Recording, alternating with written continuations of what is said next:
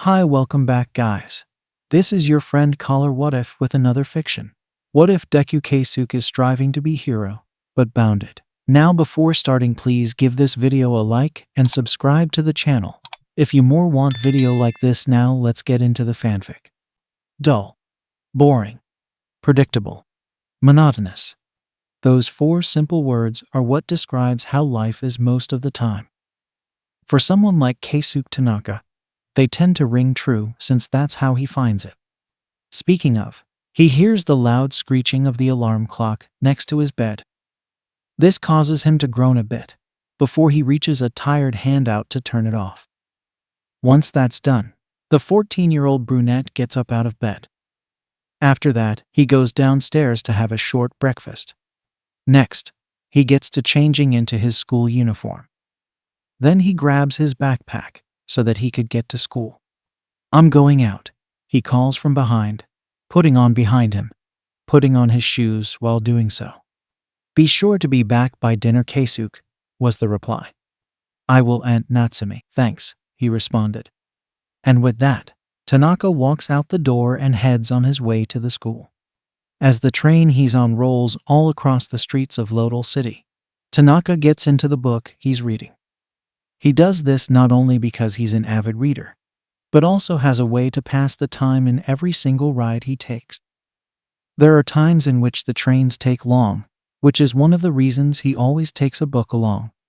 It is after he finishes getting halfway through the book that Tanaka notices that he's about to reach his destination. As soon as the train comes to a stop, the brunette grabs his things and walks out. He does a small jog for about a minute, being sure to avoid anyone that might be in his way. Slowing down, he reaches the front gates of Parego Junior High. Parego Junior High School is a large 3-story building with the colors of red and teal painted on the roof and outside walls. It's seated right across from the series of apartment complexes on the other side of the streets. If anyone living there were to get to the school, they'd have to walk across the street to do so. Some of the kids that live in them tend to do that quite often. As he walks inside, Tanaka's third and final year in junior high is about to start off with some rather interesting news for everyone. Inside the classroom.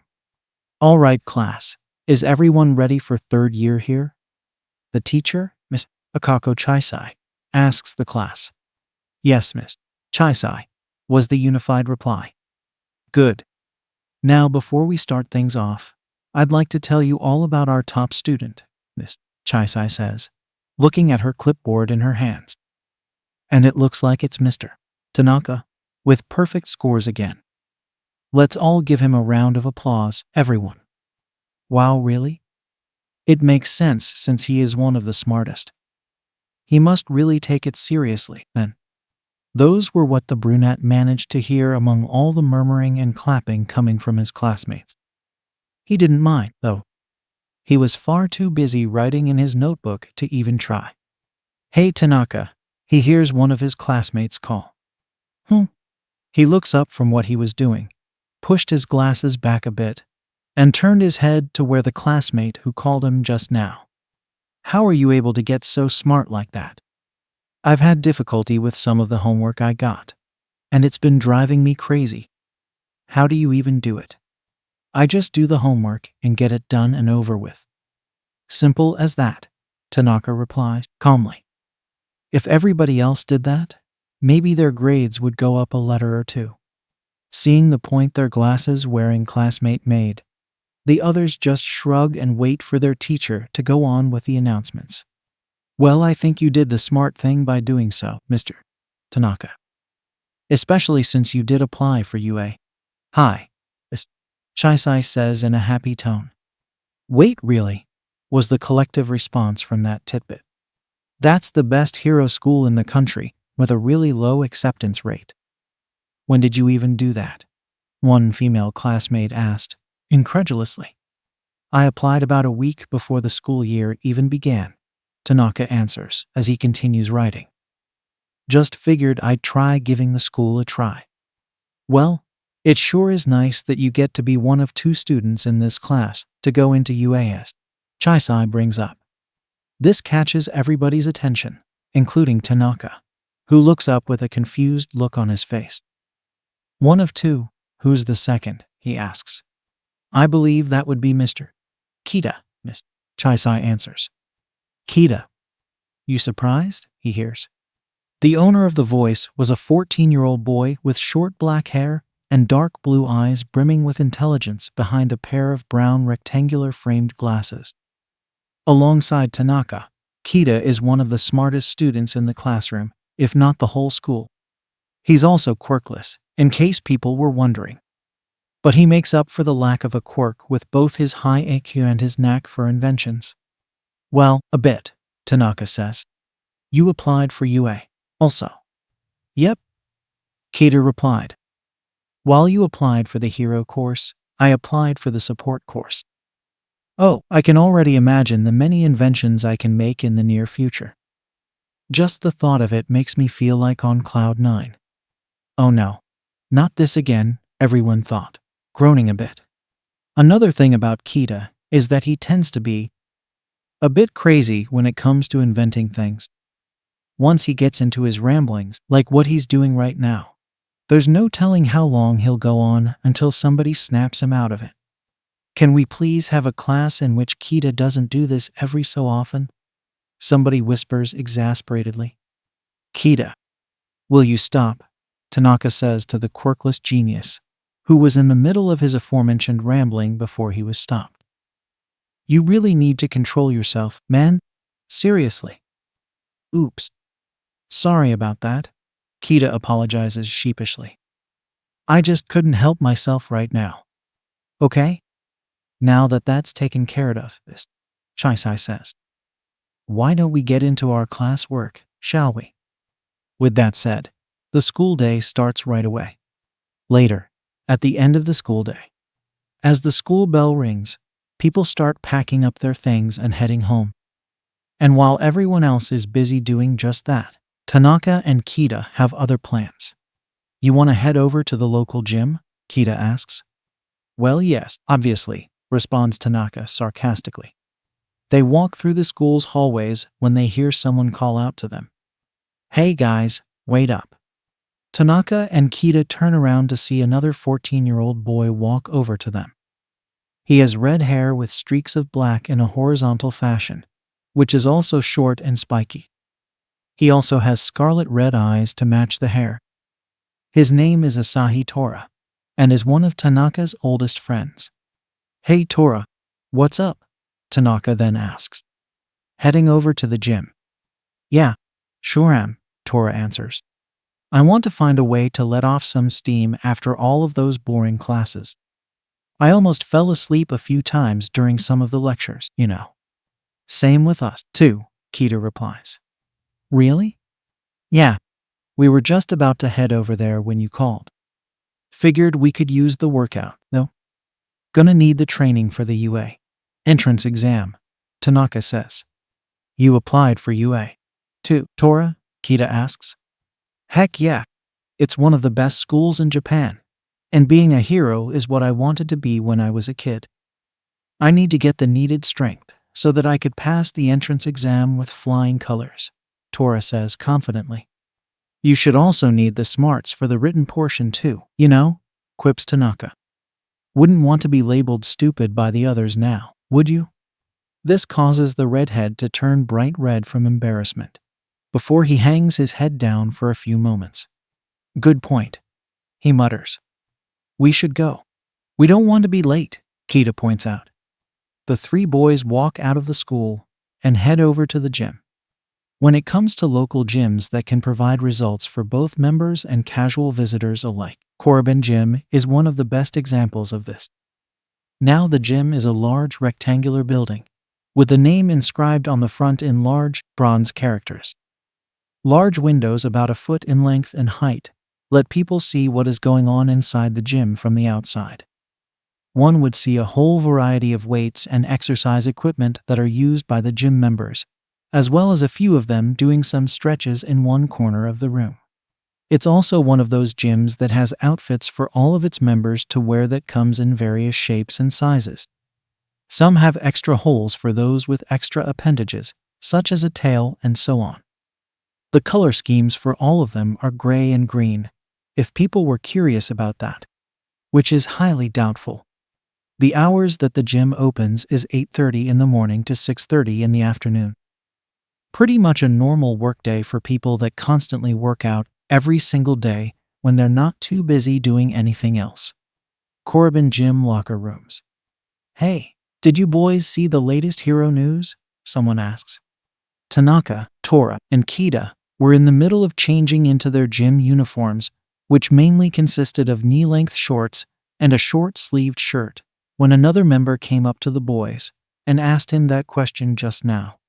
No, not really, Kita answers. This causes all three boys to check their phones for whatever news the guy was talking about, which they managed to do. A villain with a gigantification quirk, it turns out, has been rampaging through the train tracks in Musutafu just this morning. The pro hero known as Kamui Woods was about to unleash his finishing move, when another hero that also has a gigantification quirk named Mount Lady showed up from seemingly out of nowhere and straight up kicked the villain in the face. After the villain was bound and taken away by the police, Mount Lady started showing off her assets to the crowd that watched the battle. Great.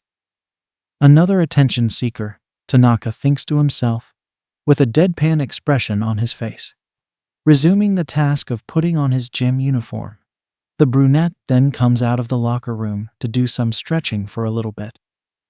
Tora and Kita come and join him shortly soon after. Once the stretching is finished, the boys each get to different weights and exercise equipment.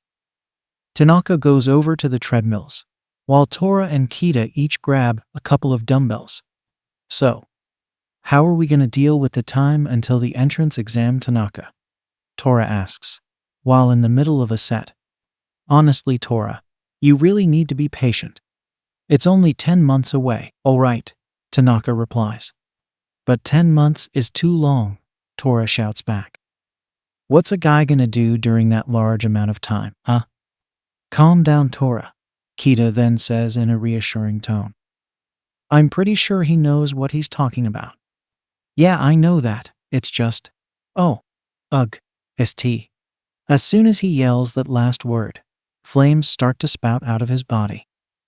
One of the larger streams ends up heading in Tanaka's direction.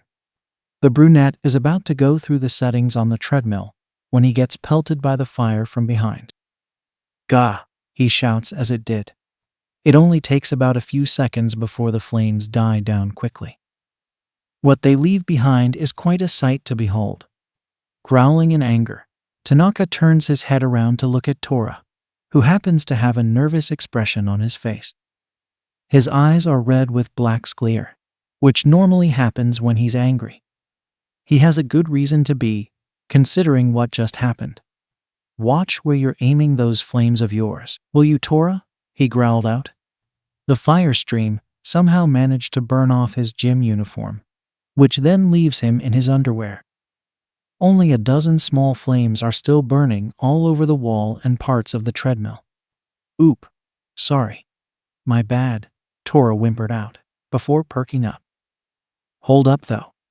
Your uniform may have burned off, but not your underwear or your skin. You see? That proved that my accuracy is getting better. But it seems that your emotional control needs a little more tweaking, was what he got. Yeah, I guess you're right. Hey, the redhead sheepishly replies. This causes everyone that witnesses it to sweat drop. Those kids sure are going to make things interesting for UA. No doubt, they all think at the same time. Later. You should consider yourself lucky that the gym had spare uniforms in case something like that happened, Tanaka says. Look man, I'm sorry. It just slipped, that's all, Tora pleads out. You know how my quirk can get like that. Well, not everybody has a pyrokinetic quirk like you, Tora. It doesn't work that way, Kita brings up. The three boys are walking back home, having just finished their workout for the day. They're currently walking down Bridger Avenue right now, which is one of the oldest streets in the city. It could take about 15 to 20 minutes before they all reach their houses, provided the traffic is decent. I guess you're right about that, Kita, Tora replies. And it's not every day that somebody with your smarts can also be quirkless, Kita. Good point. The genius responds. I just can't wait to show off my inventing skills to the teachers in the support course. The anticipation is filling me with pure joy. Just make sure that what you showcase doesn't explode. We don't want a repeat of what happened at last year's science fair, Tanaka says to Kita. I know that all right, the quirkless genius responds. After that little fiasco, it was a wonder how we all survived that. You should consider yourself lucky. The science fair took place outside the school gymnasium when it happened. If it took place inside, you would have blown us all to smithereens. Kita was about to retort to that, before noticing something in the distance. It isn't long before the others notice it too. From the looks of it, a large crowd of people are gathered around something. What exactly it is, the boys couldn't see from this distance. They head over to the crowd, wanting to know what is going on. Hey, what is going on here? Tanaka asks someone in the crowd. Police found another dead villain, the guy answered. Seriously? Must be another bank robber that got away before getting caught. Not a bank robber this time. Rapist. Rapist? Tanaka says. Those guys suffer the worst deaths at VKX's hands alongside murderers. Tell me about it. I get how people like them are scumbags, but taking them out like that is just too much. Agreed. What did VKX do to the guy anyway? From what I heard from whoever called homicide, he cut him into pieces. Geez. As soon as the talk is finished, they hear the cops carry the body out of the alleyway. The crowd was gathering near. Or rather, parts of the body. Apparently, the villain was cut into a dozen or so pieces in a rather vicious manner. Those aforementioned pieces are all in black plastic bags, so as to avoid scaring any passers-by that might catch sight of them. Any idea how long it'll be before this stops? Who knows? Having seen enough, the boys go back to heading home. I'm back, Tanaka calls out, taking his shoes off while doing it. I'm in the kitchen, he hears his Aunt Natsumi calls in response. Is Uncle Chiaki back yet? He's taking a shower right now. Walking up the stairs to his room to change out of his school uniform. Tanaka thinks about what he'll do for the time between now and the UA entrance exam. Later that night, as he contemplates on the question still lingering through his head, the young brunette gets ready for the night. It's not that he's being pessimistic about it or anything. He just doesn't know what to do before the entrance exam comes around. Guess I'll have to train as much as I could while focusing on my studies then, he concludes in his head. With that little mental discussion done and over with, Tanaka gets into bed and falls asleep. The next day, as he rides the train to school for his second day of his third and last year of middle school, Tanaka looks through his phone to check if there's any more news going on all over the country. So far, there hasn't been anything interesting to look at. It's only when he stumbles upon a video that was just uploaded a few minutes ago, catching his attention, that he decides to check it out. Clicking on it, what he sees on the video is quite interesting to say the least. Apparently a villain with a sludge quirk has been rampaging through one of Musatafu's alleyways, causing untold property damage in the process. The pro heroes that are there at the scene, Backdraft, Death Arms, and Mount Lady, were unable to even get to the villain because of the fires resulting from said damage. What made things even worse was that the sludge villain had a hostage, who looks to be struggling within the confines of his slimy body. If Tanaka were to look closely, he could see the look of fear in the boy's eyes as he's being suffocated by the sludge villain. Who wouldn't be afraid of something like that happening to them? The brunette is about halfway through the video when he noticed someone run past Death Arms and heading straight towards the villain. From the looks of the school uniform, he appears to be a middle school student. What is he doing? Is he trying to get himself killed? Tanaka thinks to himself. He watches the guy grab hold of his backpack and swing it right into one of the villain's eyes, causing said villain to recoil in pain from being hit there. Smart move there, the brunette remarks to himself. He then sees the guy try to save the hostage by digging his hands into the sludgy fluid, holding the ladder, but to no avail. The last few seconds of the video show the symbol of peace himself, All Might, coming in to save the two boys before taking down the sludge villain with a punch so powerful it caused it to rain. That's the symbol of peace for yet, Tanaka thinks, as the video ends. His thoughts then wander over to the boy that was trying to save the hostage. While what he did was rather reckless and stupid, he at least did the right thing. That's the problem with heroes these days. Most of them just do it for money and fame, instead of saving people just because it's the right thing to do. It just ticks him off how some of those heroes can act like total hypocrites, saying one thing while doing another. Only 2 pro heroes ever came from Lodal in the past 20 years, and one of them graduated from Shiksu High. The other graduated from UA, and was considered one of the youngest to ever reach the top 100 in Japan's pro hero rankings. The second hero from Lodal only had a few years of working in the field before her tragic end at the age of 20 by the hands of a cold-hearted villain.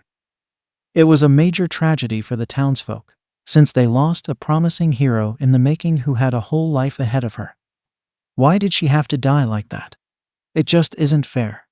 Sighing loudly in frustration at the little mini-debate in his head, the brunette looks up from his phone to find his stop is coming up. He grabs his things and waits for the next few minutes, before the train reaches his intended stop, and he gets off. Halls of Parego Junior High. Did you hear about what happened yesterday? About what? Some villain made out of sludge was rampaging through one of the alleyways in our southern neighbor. Really? Yeah. I even saw it happen on an online video somebody had posted soon after it happened. Pretty crazy. From that conversation behind him, it would seem that the sludge villain attack has been slowly but surely gaining attention in other towns and cities, including Lodal. Looks like the brunette isn't the only one with that particular topic on his mind right at the moment. Considering how sudden it had been, it may be understandable for how the news can reach quickly. But Tanaka won't let that get to him. He needs to focus on preparing for the UA entrance exam coming up, as well as focus on his studying, like he stated in his head last night. Once the teacher comes in, everyone in the classroom quieted down and got to their classwork. I wonder how things would go out when the entrance exam rolls around, is what the brunette thinks while listening to Miss Chisai's lecture and taking down notes. He'll get the answer to that in about 10 months. 10 months later, Musutafu, outside the gates of UA High. It's quite amazing how time flies by when one is focusing on something. And this is something that Tanaka and Tora have been feeling. They took the train to Musutafu in order to get to the school. Given how much studying and training that they both did in the past 10 months, it might have been worth it. They are going to be heroes after all. Ready? Tanaka asks Tora. Ready as I'll ever be, was the redhead's response. They head right inside the building, wanting to get the exam done. To say that the lecture hall is big would be an understatement. In fact, the hall is huge in size. From the looks of the many seats in the room, it looks to accommodate for over 1,000 students, which is precisely what the room is filled with right at the moment. Wow! A whole lot of people are applying like us, aren't they? Tora whispers to the brunette next to him. Yeah, looks like it, said brunette whispers back. A darn shame only a small fraction of us are gonna pass this though. The boy's attention then turns toward the examiner for the practical exam. The examiner happens to be the voice hero, present Mike, who tries to hype everyone up, only to get complete silence in return. What was he expecting? A hyped crowd for one of his concerts, Tanaka thought. But he doesn't seem bothered by it, and went on with his explanation. The proceedings of the practical are simple.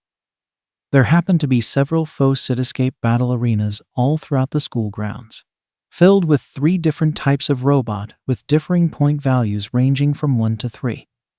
For some odd reason, there just so happens to be a 4th robot on the handout that hasn't been mentioned or even shown on the screen. Any idea on what the 4th on the handout might be?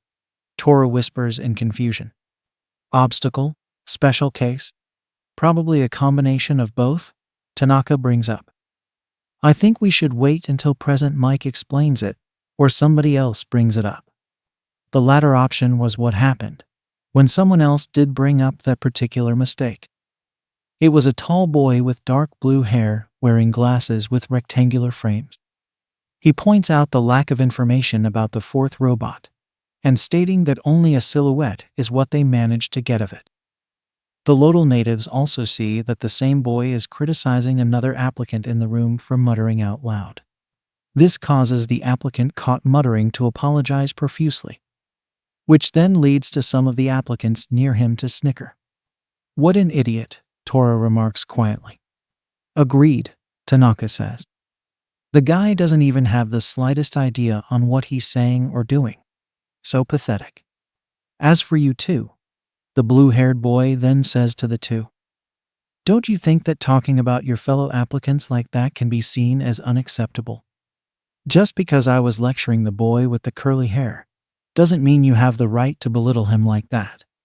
We were talking about you, was what Tanaka brings up.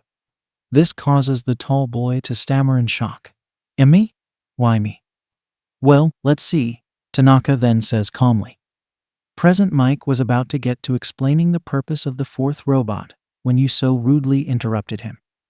Not only that, but you were also wasting people's precious time by calling out on somebody over a mundane thing like a complete idiot. Honestly, do you even have the slightest idea on what you're doing right now? You're not going to be able to be a model hero with that attitude. You should try thinking about what you might say next time before you'll find yourself in an embarrassing situation. Satisfied that he got his point across when he sees the stunned look on the tall boy's face, Tanaka turns his attention back to Present Mike. The voice hero then explains that the 4th robot is worth 0 points and is an obstacle that people should avoid. That's all that he manages to say to everyone about it, even pointing out that each exam site happens to have one of them. Well, that's helpful advice, the brunette thinks sarcastically, as he watches Present Mike walk off stage and leaves the room. It's then that everyone heads over to their respective exam sites assigned to them. I wonder why we have different sites to go to, Tora says as he looks at the card in his hand. Most likely to ensure that students from the same school don't try to team up with each other and take down the robots, Tanaka replies, doing the same thing. Well, that sucks. I'm in Block E. You. Block C. Well, in that case, see you later. You too. With that, the two get to their respective groups to ride the buses to the exam sites they're assigned to. Minutes later, Block C. Phew. UA must have a really massive amount of yen if they're capable of building sites like this, Tanaka whistles out. From outside the large gates, he could see the tall buildings looming over him as well as every other applicant in the group he's in.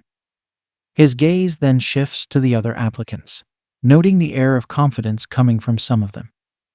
Everybody else is either unsure of themselves or is indifferent. Indeed, it is such a wonder how the faculty are capable of creating something like this, someone to his right said. Turning his head to that direction, Tanaka finds the owner of the voice to be another boy his age. Said boy has an avian-shaped head resembling either a crow or a common blackbird, whichever one is the more likely. Judging from how deep his voice is, the guy could get easily mistaken for being older than his actual age. Probably must have hit puberty a little too quickly, no doubt. Tell me about it. I know that the training in the hero course is supposed to be tough, but I certainly wasn't expecting them to use places like this. What surprises me is that your heart seems to be almost entirely devoid of unease, the avian-headed teen replies. You must have a really good control over your emotions. Actually, I endured tough training before, was what the brunette comes up. I figured this exam would be just as tough, if not more so. As soon as he has said that, the brunette feels something brush up on his leg. Looking down, he finds to his confusion and bewilderment a small squirrel rubbing its head into his right pants leg before looking up. Still bewildered, he crouches down and picks the squirrel up, placing it in the palm of his hand. He then starts to pet its head, while wondering to himself where the squirrel came from. A light tap on his right shoulder gets him to turn around to find a boy with a rock-shaped head shyly waving a hand to him. "Is this with you?" Tanaka asks, pointing at the squirrel. The rock-headed boy nods. It looks like he's far too shy to even talk. "Here." The brunette hands the squirrel over to him. He watches as the boy puts the squirrel on his shoulder and pets it on the head. Must be a big animal lover, Tanaka thinks. It's then that he notices the gates start to open, giving him an opportunity to get into the exam site quickly. He emits a black mist-like substance out of his hands that covers his body before turning into shadow. As soon as Present Mike shouts out, "Start," it takes about 3-5 seconds for the brunette to swiftly make his way through the other applicants and right through the gates. Said applicants, including the avian-headed boy and the rock-headed boy, were startled by what looks to be a body of shadow speeding towards the gates. It was only when the shadow passed through that it stopped and changed into the brunette, who turned his head to look at them. "Real-life battles don't have countdowns, you know," Tanaka calls out to them. "If you want to pass this exam, I suggest you head in quickly. The clock is ticking after all." This is enough to get everyone to rush through the gates after him. Some of them even resorted to shoving each other, but being careful so as not to lose any points by hurting someone accidentally. As soon as everyone is in the faux city, Tanaka heads into an empty street in the hopes of finding some points. Of course, those points found him as a lone three-pointer appeared from an alleyway and was speeding towards him. It was only about 2 yards from him when he creates a small field of the mist near him, and a sharp shadow comes out and pierces straight into the robot's head. Watching it twitch for a few seconds before it stops moving, Tanaka retracts the shadow and lets it fall to the ground. Satisfied that he got 3 points from it, he heads off to find other villains to take down in this exam. Minutes later, the progress he's made throughout the course of the exam is going rather well, as he's managed to accumulate over 53 points before he took down a pair of 2-pointers that raised it to 57. Some of those points he got from rescuing other examinees from being ambushed by other robots. One of the examinees, a short boy with large purple balls on his head, had thrown a dozen or so of those balls at a 3-pointer, but hasn't been able to slow it down much. He was about to get trampled by the 3-pointer when Tanaka used one of his shadow tendrils to slice it to pieces. "Thanks, man," was what the short boy stammered out. "Next time, work on your aim," Tanaka advised. With that, he left.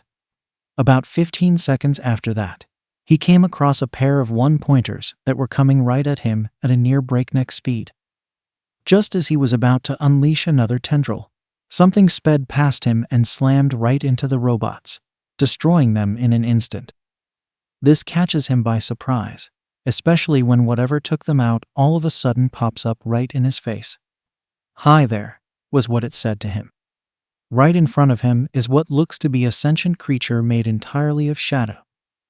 Hints of mischievous glee can be seen in its yellow eyes, along with a smirk on its beak-like face that can mean trouble for anyone in its way. Hi," Tanaka says. "It seems that you are doing rather well. Am I right?" Turning behind him, he finds the avian-headed boy walking over to him. He then notices that the shadow creature is coming out of him. From what Tanaka can deduce from this, it would seem that the guy has a sentient quirk. Quite interesting in some respects. "Oh yeah, I am," Tanaka replies. Seeing a 2-pointer behind the guy, he raises a shadow-covered hand. "Get down." He launches a tendril right into the center of the villain's head, watching as it twitches for a few seconds before stopping. Dropping it to the ground, he then turns to the guy, whom just so happens to have a surprised look on his face. You really need to be aware of your surroundings more, you know that, Tanaka says. Otherwise, you'd be down in an instant. A wise word of advice indeed. I'll try my best to heed it. Good. I'm pretty sure the same goes to the one hiding in that corner over there. The person he's referring to just so happens to be the shy rock-headed boy from the start of the practical. He's been hiding behind a corner of one of the nearby buildings for a short while before being discovered. Slowly coming out of his hiding spot, he meekly waves at them as he walks over to them. What catches Tanaka's attention are the few pigeons flying over him. They seem to be waiting for the guy for whatever orders he gives them. As he was about to say something about that, a dozen robots consisting of 1 and 2 pointers. It's then that an idea pops into his head, and he turns to look at the two with him. I think I have an idea, he says to them. A few seconds of explanation pass by before coming to an agreement. While the pigeons would fly right into the camera lenses of the bots, as a means of distraction, Tanaka and the one with a sentient quirk would launch their attacks upon them and demolish them straight to oblivion. This leads to them getting a third of the combined 18 points for each of them, which, in turn, leads to the brunette having 65 points in the process. Things seem to be going rather well for the 3 boys. At least, until debris from a far-off fake building all of a sudden showed up from a different part of the site and seems to be heading towards them at a rapid pace. Tanaka gasps as he sees the debris heading their way. Look out, he shouts to the other boys. But by the time either one of them realized what was happening, they only managed to turn their heads to look at the pieces of debris before 2 of the pieces slam into the sides of their heads and they lose consciousness. The pieces were about the size of a small brick each. From the speed of their trajectory and the direction they came from, something or someone must have been responsible. The question about who or what is a different matter. Oh God, Tanaka mutters worriedly. Hurrying over to the 2 boys, he finds them unconscious, but also bleeding a bit from the sides that were hit. Thinking quickly, he reaches into the front pockets of his gym uniform and brings out the roll of gauze he carries with him in the event of anyone ever getting severely injured in this exam. Wrapping each of their heads a couple times before ripping the gauze off to get to the other. He then tries his best to lift their unconscious bodies up. Once he does, he grabs hold of them with each arm and starts to run to the infirmary. It isn't easy considering that the brunette has to carry around 2 teenage boys that might slow him down immediately, but he's pretty sure he'll deal with it. Come on, Tanaka keeps repeating this in his head over and over, as a way of keeping him focused, as well as trying to reassure himself that things are going to be all right. Please hang on. Please hang on. Please, he mutters to the unconscious boys. One would hear a tinge of worry in his tone if they were to listen carefully. Why did this have to happen? And on an entrance exam of all things. Something like this wasn't supposed to happen until they entered the school and took the training classes. For crying out loud. Great. Just great. How could this possibly get any more worse than they already are right now? It's then that a loud boom could be heard coming from behind. This causes Tanaka to freeze in his tracks, before slowly turning his head to find something unbelievably frightening. Looming over him is a giant robot the size of the surrounding buildings, which is about 5 or 6 stories high at most. You have got to be kidding me, Tanaka says out loud. That's the 0-pointer? What sadist brought that thing out? Are they seriously insane in the head? He yells mentally. Meanwhile, inside the control room, it's at this point that a certain mouse-to-bear hybrid gets a strange feeling all of a sudden. I wonder if someone is talking about me, he wonders to himself. Shrugging his small shoulders, he puts his focus back on the monitors as he watches the reactions of the examinees to the 0-pointer. City Block C. As he runs as fast as he could, while carrying the still unconscious boys with him, Tanaka can't help but feel afraid of having to actually die. And on an entrance exam of all things, But most importantly, he's afraid of other people getting killed right in front of him. He's about halfway toward the exit when he trips on a piece of rubble and falls down hard on the paved road. "Oh, that's gotta hurt," the brunette wheezes out, obviously in pain from the fall. But that's the least of his concerns, right at the moment.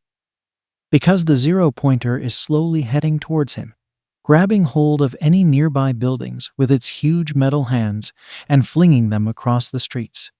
Not wanting to have anybody else get hurt, Tanaka moves the two right behind him and begins to make a field of mist large enough to cover about a diameter of 5 kilometers. That's enough to fit the zero-pointer inside once it's a few more steps in. Come on, he keeps saying in his head. He also looks to be struggling to keep the field up for so long, as noted by the blood slowly coming out of his eyes, nose, and mouth. That's the usual side effect of using his quirk for too long. But of course, it is well worth it in the end, as he notices the large behemoth has stepped within the field. It isn't long before a multitude of shadow tendrils come out and rain down upon it. By the time he's done with it, the zero-pointer has been completely impaled numerous times and falls apart on the ground in front of him. Wasn't long after that Tanaka gets to experience the side effects of his quirk, as he falls down on his hands and knees and coughs up blood. It also doesn't help that he starts to bleed from his eyes, nose, and mouth as well. As he sits there, recovering from the overexertion, he couldn't help but think of how he did on the exam among other things. A week later, Lodal, Tanaka's house. Tanaka was in the middle of typing up a story on his computer when he heard that the letter from UA came. When he opens the contents of the envelope, all that he finds is a small circular device of some sort. The moment he puts it on his desktop, a holographic image of what looks to be a wall before someone pops up out of nowhere. "I am here as a projection of All Might says as he shows up. He looks to be wearing a professional suit for some reason. Now, if you are wondering why I was in Musutafu, if it ever crossed your young mind, it's quite simple. To teach at UA. All Might is going to teach at UA. Now that's surprising, Tanaka thinks, as the projection continues on. Now then, All Might continues. Your score in the written portion of the exam was among the best of the best. Some would even call it exemplary. And your score in the practical is more than enough for you to pass. But I'm sure you have figured out by now that there's another point system besides the villain points. It's at this point that the video changes to what appears to be clips of Tanaka saving the other examinees, including the short boy. The last of them show him taking down the zero-pointer, while protecting the two boys that he met from getting hurt. This catches him by surprise, as he wasn't expecting the examiners to have caught footage of what he was doing until now. A hero course that rejects anyone that does the right thing is no hero course at all. Despite the obstacles in your way, you never gave in and persevered through the exam. That is something a true hero has done and would still do time and time again. So that is where the factor of rescue points come in. This has been another way for UA High to evaluate you and your fellow examinees, after all, for the times you have saved some of them from harm, as well as protecting those that were hurt. You have earned yourself 65 rescue points. Congratulations, Keisuke Tanaka, for showing such bravery and courage in your efforts. No doubt, you would be an interesting pupil to teach in the coming spring. All Might then leans close to the camera, before finishing with, "Welcome, young Tanaka, to your hero academia." The video ends right then and there, leaving the room in silence for the moment.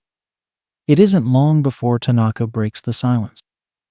"Well, things are about to get interesting," he remarks. "I wonder how my 3 years in UA would be like. Might as well wait it starts to find out. No doubt things would be interesting for the brunette in the coming spring. Whatever comes his way, he'll try his best to push through."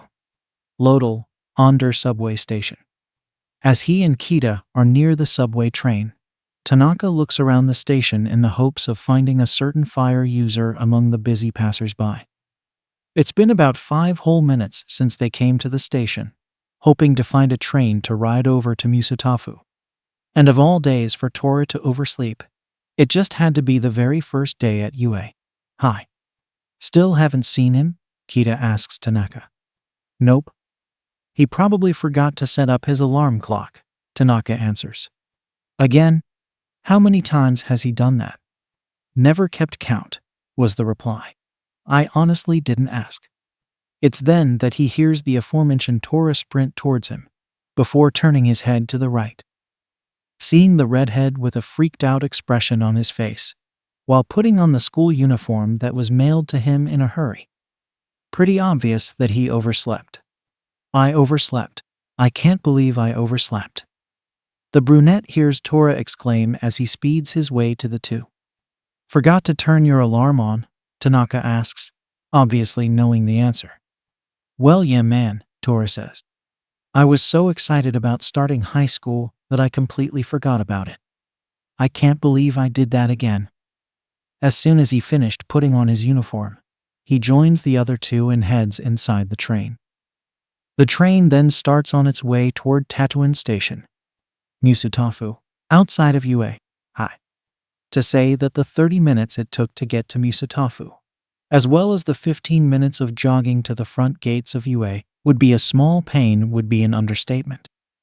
It would have taken them a lot sooner to get to the school if it weren't for the large crowds of people in their way. But despite that, they managed to get to the school with no hassle whatsoever. With a unified nod of agreement between them, the boys simply head right inside. UA, halls. All right, I'm in Class 1A, Tanaka says, looking at the paper he's holding. You guys? I got 1B, Tora brings up. 1H for me, quips Kita. The trio was heading down the hall of the large school when they noticed the sign for Class 1A. As soon as they stop right below it, they find the door for the classroom to be rather large. No doubt to make sure that those with a gigantification quirk can fit through. Opening the door, all three boys look inside to find the classroom to be empty. Are we early or something? Was the thought that went through their heads simultaneously. Okay, guess this is it, Tanaka begins to say. Yeah. Well, see you later, man, Tora says to the brunette, as he continues his way down the hall to get to the door for Class 1B. He waves his hand at him while doing so. Kita does the same action. See ya, was the response as Tanaka waves back. Once he sees that his friends are no longer within sight, he walks right inside the room, shutting the door behind him as he does. Looking around, he catches sight of the seat in the back of the room located between the second and third rows. The brunette walks right to it and sits down. Might as well pass the time waiting for my other classmates to arrive, he thinks.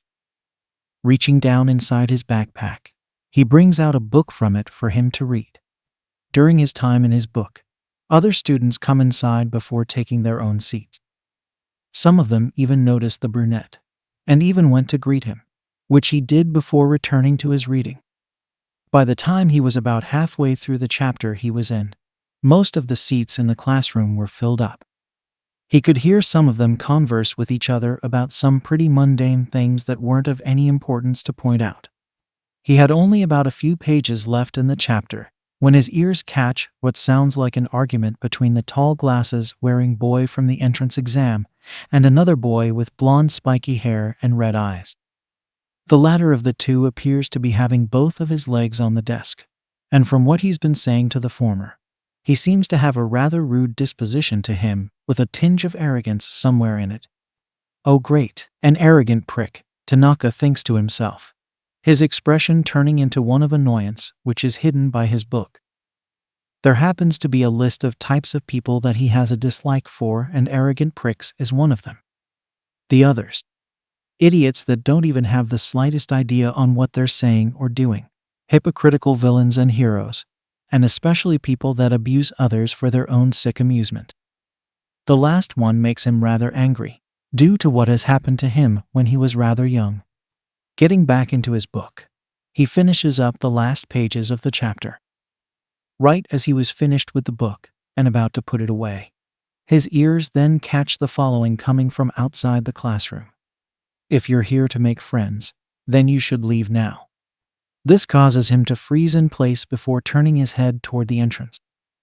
What he sees is a man with long dark black hair and black eyes, with an unkempt beard that appears be half-shaved if one was to examine a bit closely. The outfit he's wearing consists of a long-sleeved shirt, pants, and boots, all with the same black color.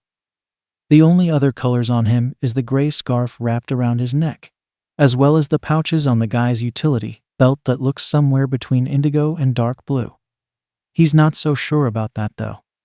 The man's expression is somewhere between tired and irritated, depending on the time of day. Right now the man looks to be in the former, holding what looks to be a yellow sleeping bag in one hand. The man continues to speak. "It took about 8 seconds for you to be quiet. Time is precious. You kids aren't being rational enough. My name is Shota Aizawa." The now named Aizawa continues. "I'm your homeroom teacher.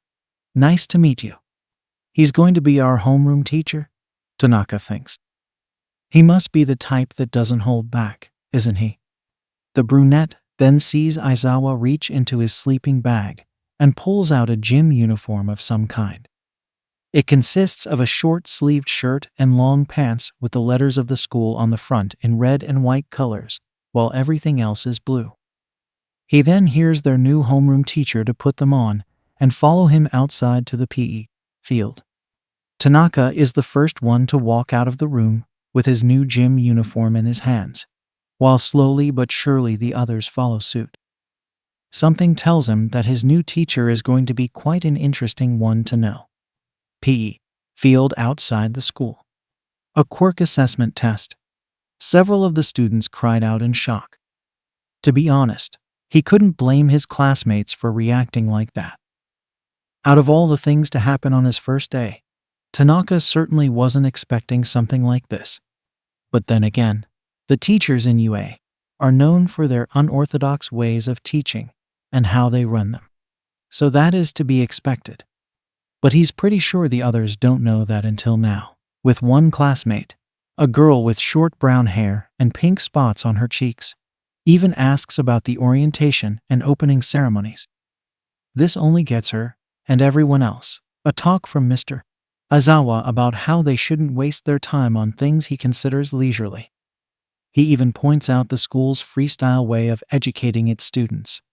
Their teacher also brings up the physical fitness tests that have been used since middle school. Only back then no one was allowed to use their quirks at all. As for his thoughts on the Ministry of Education for making this decision, he finds it irrational, and they were just procrastinating. "You're not the only to feel that way," the brunette says in his head. He sees Aizawa point to the arrogant prick from earlier, whose name is revealed to be Bakugo, and asks him how far could he throw in middle school, albeit without the use of his quirk. 67 meters, was what Bakugo answers. He then watches as Aizawa gives Bakugo a metal baseball of some kind with wires connected to it and a sensor bar. The guy is then told to do what he wants with it as long as he stays within the circle. Seeing the guy look at the ball in his hands before a crazed smirk adorning his face, he then watches as he throws the ball all while shouting, "Die." What follows is an explosion coming out of his hand, which then launches the ball high into the air before descending to a far portion of the field. Die. Of all the things to say, why did he have to say that? Tanaka thinks as he, along with everyone else, then look at Aizawa as he holds up a small device in his hand. On the screen is the distance of the ball that was thrown, which is about 705 meters. 705 meters? Seriously? One of the other students says. The tone of disbelief in his voice is evident to point out. That looks like fun. A girl with pink skin and horns coming out of her head then says. Seriously? Some of these people really need to take this seriously, the brunette thinks in annoyance. He was about to say something before their teacher beats right to the punch. Aizawa tells them all that the one that reaches last place would be deemed hopeless and will therefore be expelled. This causes everyone to exclaim in shock upon hearing that. The one in last place will be expelled? But you can't do that. That's just not fair. The girl with the short brown hair says. Not fair. Tell that to the multitude of natural disasters, rampaging villains, and serious accidents happening all over the world that have either happened or is currently happening right now. I'm pretty sure that they would love to hear what you have to say, Tanaka thinks. He then hears Aizawa make a short speech about what he had just thought up just now. If any one of you were hoping to spend your time after school at Mickey D's, then I'm sorry to tell you that for the next 3 years, UA will run you through the ringer. That's plus ultra. Use your strength to overcome it all, so bring it. Aizawa finishes. With that said, it's time for the quirk assessment test to begin. The first test consists of a 50-meter dash, and so far a good majority of the students have completed it by the time it was Tanaka's turn. The one that got the fastest time was the glasses-wearing boy, whose name is Tenya Ida, by the way. Ida's quirk has him use the engines in his calves to run faster, which leads to him getting 3 or 4 seconds as his time. The girl with long green hair tied to a bow with black eyes that followed after took the stance of a frog and moved like one the moment the signal was sounded. By the time she hopped her way to the finish line, about 5.5 seconds have passed. Everyone else that followed after them had rather decent scores, ending with Bakugo, who got 14 seconds, and a boy with green hair and eyes getting 7 or 2 seconds. Once it's his turn, Tanaka emits his quirk to his legs. This gives him an increase in speed, as by the time the signal is heard, he speeds toward the finish line with a stream of shadows being left behind as he does so. The time he got, 178 seconds, was what the camera robot announces. This causes everyone to exclaim in shock and surprise, even as they weren't expecting someone to go faster than Ida did since his quirk was built around speed. But as the old saying goes, expect the unexpected. The next test to do is a grip strength test. The gauging device he's gripping is showing the number of kilograms made from the force of his grip. The results were 156 kg. Just as he was about to get to the next test, his ears catch what sounds to be excited cries from the others. Turning his head to the direction of the cries, he sees that a tall boy with multiple appendages is gripping one of the grip devices in his hand. The results: the multi-armed boy got 540 kg. From the conversation between him and a couple of boys talking to him, he's being compared to either a gorilla and an octopus. I think octopuses are sexy, a short boy says in what sounds like a perverted tone. This leads to Tanaka walking over to him and slam the device he's holding right on top of his head. Oh, what was that for? The short boy yells toward Tanaka, clutching his head in pain. It was for that stupid comment you made, was what he got in response. The short boy watches the brunette put the device away before he leaves the room. As for everyone else, they just stood there in shock upon witnessing what he just did. A part of them should be a bit careful around the guy, and make sure none of them get on his bad side, for whatever reason they could think of. The long-distance jump test went by rather well for everyone, especially Bakugo, and another blonde boy with a quirk that lets him emit a laser from his navel, which if used for more than 1 second could lead to him getting a stomachache, as he points out after he went. But not for the greenette who landed within the sandbox after he jumped. This could get him even further into last place if he doesn't keep up. And to be honest, Tanaka feels rather sorry for the guy. For his part, Tanaka places enough of the mist-like substance of his quirk to cover his legs all the way below his knees. The moment he jumps off the ground, he finds himself high above the sandbox for only a few moments. Changing position mid-air, he lands on the other side of the sandbox by moving his right leg in a drop, kicking down into the ground. Once he makes contact with the ground, he slides on it for a couple seconds before stopping and stands up. Dusting off the dirt on the gym uniform, he heads over to the next test. In his peripherals, he notices a few of his classmates look at him with stunned silence after catching sight of what he had did. It didn't bother him one single bit, as he just wanted to get this done and over with. The repeated sidesteps was not that much of a contest, since only 2 had managed to get the highest score on it.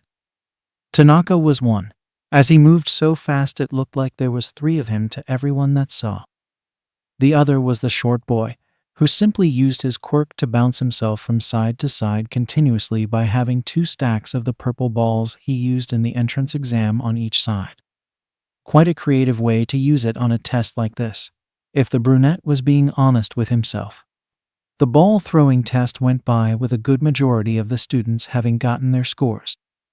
The girl with the short hair, with her quirk that lets her remove the effects of the gravity from any and all solid things she touches through the pads on her fingertips, has gotten the unimaginable score of infinity once she threw the ball given to her.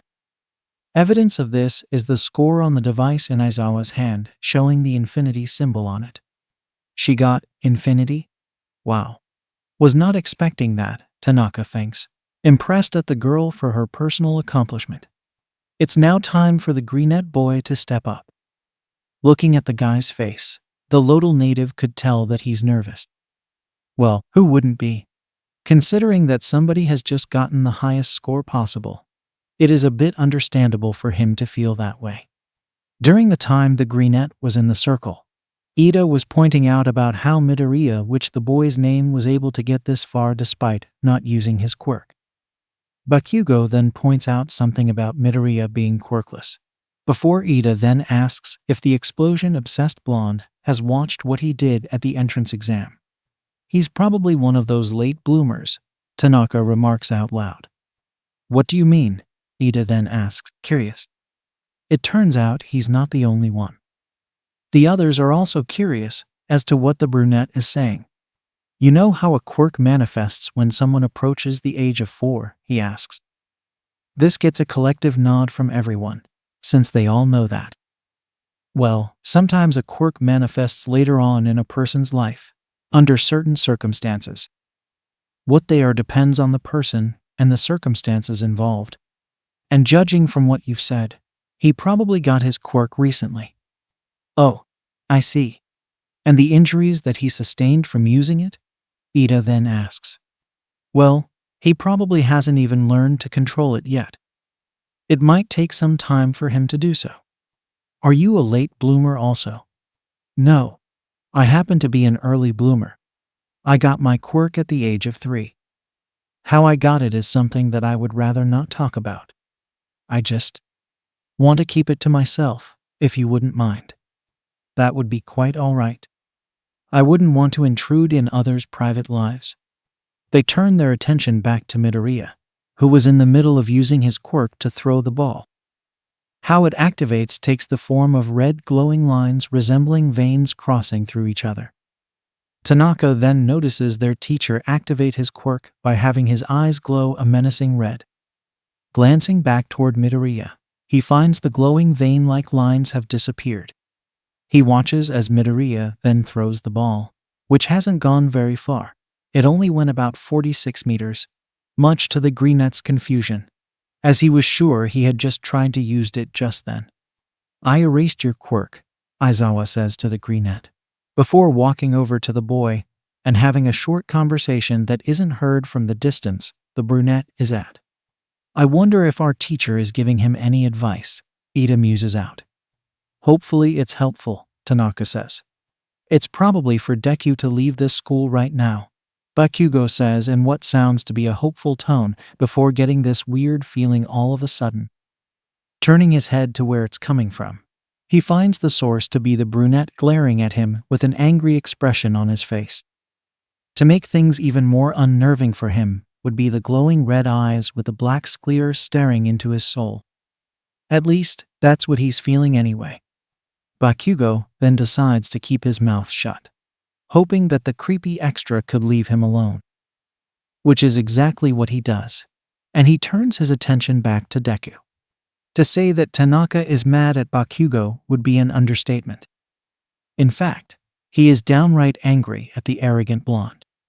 And it's taking all of his willpower not to bash his head in. The blonde should consider himself lucky that he's not in the mood to do so. It would be rather unpleasant for him otherwise. Turning his attention back to Midoriya, who had just finished talking with Aizawa. It was during the small talk that the brunette points out a few things about their teacher before coming up with an answer, which is that their teacher is the erasure hero. Eraserhead. Eraserhead? An underground hero? Tanaka thinks in surprise. He wasn't expecting something like that on his first day. Not one bit. Underground heroes are known for doing their work outside of the public eye, with only very few people even knowing of what they do. One common trait of the underground heroes is the disdain they have for the media, as some of them believe that they are a hindrance to their work. The erasure hero has been known to have this particular trait and displays it rather well to everyone, including any other pro heroes that work with him. Now things are definitely going to be interesting for my first year. He then watches as Aizawa deactivates his quirk, thereby giving Midoriya back his. The guy then thinks about something for a few moments before going at the ball again. Right as he is about to throw it, Tanaka's sharp eyes catch notice of the vein-like lines appearing only on the tip of his right index finger. This gives the ball an extra boost in speed, as it flies higher into the air before coming down onto the ground a good distance away. What he sees next is Aizawa's shocked expression as he looks at the brunette's score, right before he shows it to everyone else. What Midoriya got was 705.3 meters, only a 1 meter more than what Bakugo has when he threw the ball. This causes everyone to shout in shock at that. Talk about impressive, Tanaka mutters. Mr. Aizawa, Midoriya then says to the teacher, a confident smile on his face despite the pain he's enduring right at the moment. He clenches his right hand into a fist, showing his index finger to be swollen. I can still fight. This kid. Aizawa then says to himself, a pleased grin on his face. It looks like this kid has potential after all. Well, thinks Tanaka. This guy is definitely going to be a great hero someday. If only he could work on that quirk of his so that he doesn't destroy himself even further. That would be quite an achievement in and of itself. As the others were murmuring to each other about what they had just seen, the brunette notices of his peripherals that Bakugo is angrily walking over to Midoriya. Hey, you better tell me what's going on, Deku. Bakugo screams out angrily. But right as he was about to charge towards the brunette, the spiky-haired blonde suddenly feels his legs being taken from under him, causing him to fall to the ground. He then feels a hand grabbing hold of his mouth, clenching it shut, while his right arm was being grabbed with another. Looking up, he finds the one responsible to be the creepy extra gazing at him with a cold look on his face. What the? How did he get to him so fast? One of the other students exclaims in surprise. I don't know. I wasn't looking, another replies. What everybody was seeing was Tanaka and Bakugo on the ground, with the former looking down at the latter. Tanaka is grabbing hold of the spiky-haired blonde's wrist with his right hand, and his left clenching his mouth shut. Judging by how Bakugo is struggling to get out of the rather firm grip being placed on him. What made things a bit unnerving would be the look the brunette is giving to the guy. Are you seriously trying to make a bad impression of yourself? Tanaka asks in a calm tone. You're going to make things difficult for you in the near future if you keep this up. It looks like you made things easier for me, Aizawa says to the Lodal native. I was just about to restrain him when you beat me right to it. I wouldn't want to have you get dry eye from using your quirk so much, Mr. Aizawa, Tanaka replies. I also wouldn't want time being wasted. It looks like someone agrees with me on something, Aizawa says. Since you're the last one, why don't you let go of him and show us what you can do? Thank you, sir, Tanaka responds. The sooner this is done, the better. Letting go of Bakugo, he walks over to the teacher, who then gives him a ball for him to measure his distance.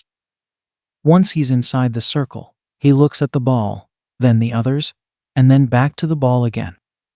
Focusing his quirk, he lets out enough of the mist to cover the entirety of the ball. Pulling his arm back, he then throws the ball in a fastball position, throwing it in a way that causes the ball to speed in a straight line with a trail of mist behind it. The force behind the throw was strong enough to have it leave the school and head right into the city. To say that everyone else was shocked at the display would be an understatement. Words just cannot describe what they're feeling at all. It is then that Aizawa looks at the screen on the device in his hand. If it were possible, his eyes were a bit close to popping out of their sockets as he sees the results. Without a word, he shares what Tanaka had just gotten. 1020.2 meters. They all collectively yell out mentally. "How strong is this guy?" "Excuse me," Tanaka calls out. Aizawa snaps out of the shocked stupor he was in and looks back toward the brunette. "Can we get a move on? There are a few other tests left to do, after all. And could you guys please close your mouths? You're going to let flies in if you keep gaping at me like that." That last comment has everyone simultaneously shut their mouths up. A good majority of them were trying to calm themselves down for a moment or two before they get back to finishing up the last of the tests. The last 3 tests came and went for everyone before they all gathered to the center of the field. They all watch as Aizawa shows them the results of the assessment test. From what the brunette could see, he looks to be below someone named Shoto Todoroki, leaving him in 3rd place. The one that ended up in last place is Midoriya.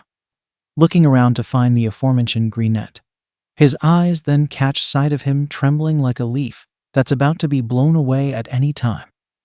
Poor guy, Tanaka thinks to himself. All of that effort in getting here is now completely wasted. I can't believe this is happening. "Oh, by the way," Aizawa then says, "I was lying about the expulsion." This catches everyone by surprise, including Tanaka. "Huh?" Tanaka says, unknowingly voicing what everybody else is thinking. "What did you just say?"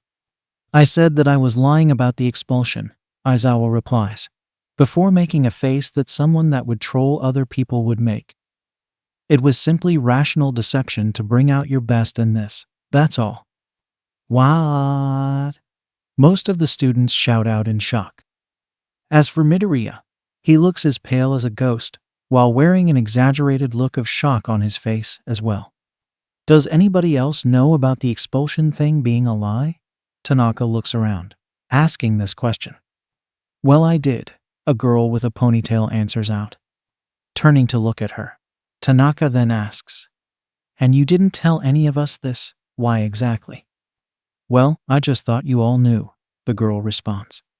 "You thought we knew?" the brunette angrily says. "You seriously thought we knew? In case you haven't noticed, we all thought he was being serious about it. All of our hard work would have been for nothing, if that was the case. At no point during this assessment test did you ever tell anyone about it. In fact, we were so busy trying to avoid getting expelled on our first day here to even think about what he said. Some of the more easily nervous among us," he says, while pointing at Midoriya, "looked like they were about to wet their pants. So, if you have any consideration for your fellow classmates, any at all, then do us a favor and tell us ahead of time." "Got it." "Why, yes," the girl replies. "Good. Honestly, you really should have said something you know." "He's right. You should have," a few students think at once. They all agree with the brunette boy with what he said. With the quirk assessment test over, all 21 students head back to the campus. Aizawa gives each of them a handout detailing the curriculum of the classroom for them all to read and review once they all get inside. Once that's done, the tired-looking pro then walks away. As soon as he sees his homeroom teacher turn around the corner, Tanaka walks back inside so that he could change into his school uniform. As he looks through the handout in his hands that details everything that he should need to know during his years here, Tanaka wanders around the halls of the school. Partly because he wants to visit every single part of the large campus that is available to him at the moment. And so far, his little exploration has been going rather well. A part of him is still angry at his homeroom teacher for pulling a stunt like that, while another part points out the logical reasons behind the deception, as it was enough motivation for everyone to take things seriously. But just as the mental debate was getting underway, a voice calls out from behind him. "Excuse me?" The voice sounds familiar, leading Tanaka to stop and turn around to look at who it was that spoke. Walking over to him are the two boys he met from the entrance exam. What could they possibly be doing here? And why are they trying to talk to him? "Oh, it's you two," Tanaka says. "What do you want?" "We wanted to share some words with you, if you would mind," the bird-headed boy answers. The rock-headed boy next to him nods eagerly, agreeing to what the former said. "Okay. What is it?" To be honest, the brunette is kind of curious as to what these two are trying to say. After all, he did save them from the behemoth that was the zero-pointer. Once the exam was done, he wasn't sure what they would say or do when they got the chance to talk with him. Not knowing what might happen scares him sometimes. "First and foremost, I believe that we would like to show some gratitude to what you have done for us both," was what he got. "The conclusion of the entrance exam has been on my mind for quite some time before now. It's been wandering around in my thoughts for that long, if you understand. It wasn't until I spoke to my friend here that I discovered that he also felt the same. And if given the opportunity, we wanted to approach you when you were alone to show our gratitude to you." You mean you two came over here to thank me?" Tanaka questions upon realizing what the guy had said. The both of them nod in unison to the question. "Well, you're welcome. I was just trying to do the right thing, that's all. Plus, you two were just fine to work with during the exam." "Oh, I see," the bird-headed boy says. "That's good to know. Now that we're all classmates, we should begin with introductions.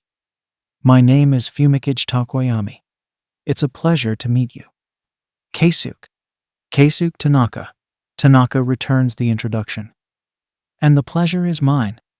Would I like to know your name?" The question was headed toward the direction of the rock-headed boy, who then made several gestures with his hands. It wasn't long before the brunette realized that he was using sign language. Oh, sorry," the Lodal native says in a worried tone. "I don't read and can't do sign language." This catches the guy by surprise before he thinks of something. Getting an idea, he brings out a whiteboard and an erasable marker out of his backpack. He seems to be writing something on it before showing to the brunette. "Will this do?" is what it says. "Yes," the brunette answers. This causes the rock-headed boy to smile before writing something else on the board. He then shows what he wrote on it. "My name is Koji Koda." "Koji Koda.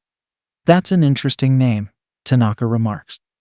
"I take it your quirk is related to the use of your voice." Koda nods. "Well, what do you do with it?" "I make animals do things that I tell them to." Koda writes out. "Really? So, do they have to be within hearing range and can actually hear you for it to work?" Again, Koda nods.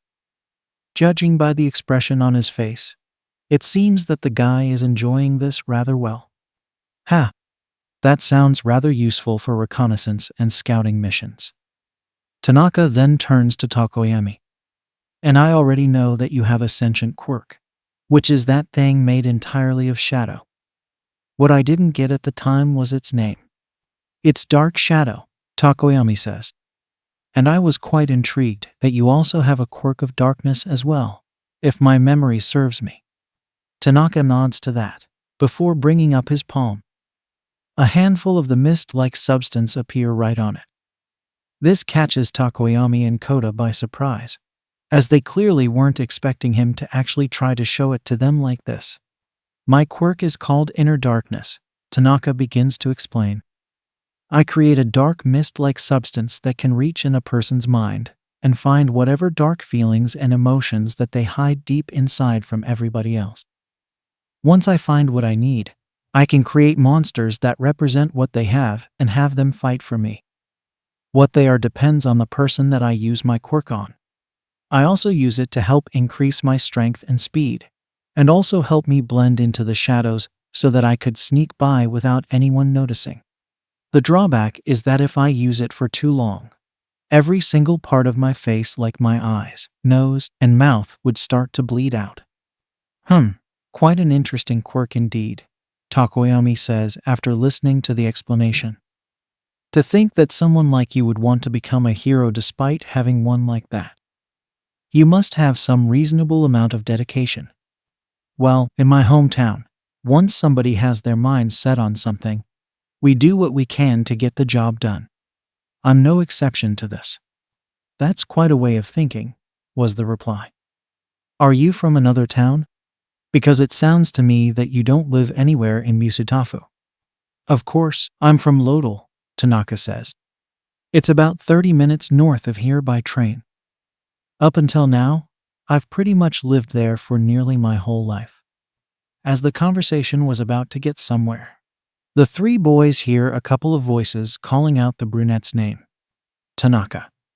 Turning his head to the other end of the hallway, Tanaka catches sight of Kita and Tora heading over to him. They look to be happy to see him, judging by the pace of their little jog. Kita. Tora. How are you guys? Tanaka greets them. Did the class orientations go well for you too? Oh yeah, it did. We just had to listen to a few words from the principal about welcoming us to the school and whatnot.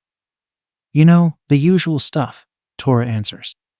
Kita had to show off an invention of his to a few teachers that were volunteering as judges. Really? What was it? Kita then shows what looks to be a small rectangular object, with what appears to be an antenna on one corner. At first glance, it doesn't look anything special.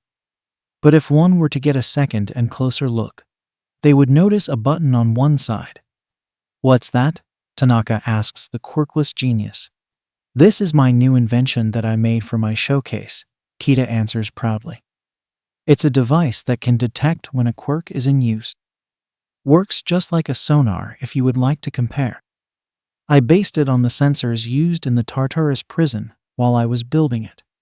This causes Tanaka to whistle in an impressed tone, since he clearly wasn't expecting his former middle school classmate to actually base an invention off of one of the most secure prisons in the country. That must be a huge feat in inventing, for sure. By the way, Tora brings up. Where were you, Tanaka? Kita and I haven't seen you at the orientation at all. Come to think of it, we haven't seen your class anywhere. Well, my homeroom teacher thought that it would be a waste of time and whatnot, Tanaka responds. So, we had to go through some sort of quirk assessment test that he came up with. Wait, really? Tora and Kita said at the same time. Yep. Wow, talk about an interesting first day. Are those two with you? Tora says. As he asked that question, his eyes then catch sight of Takoyami and Koda watching them.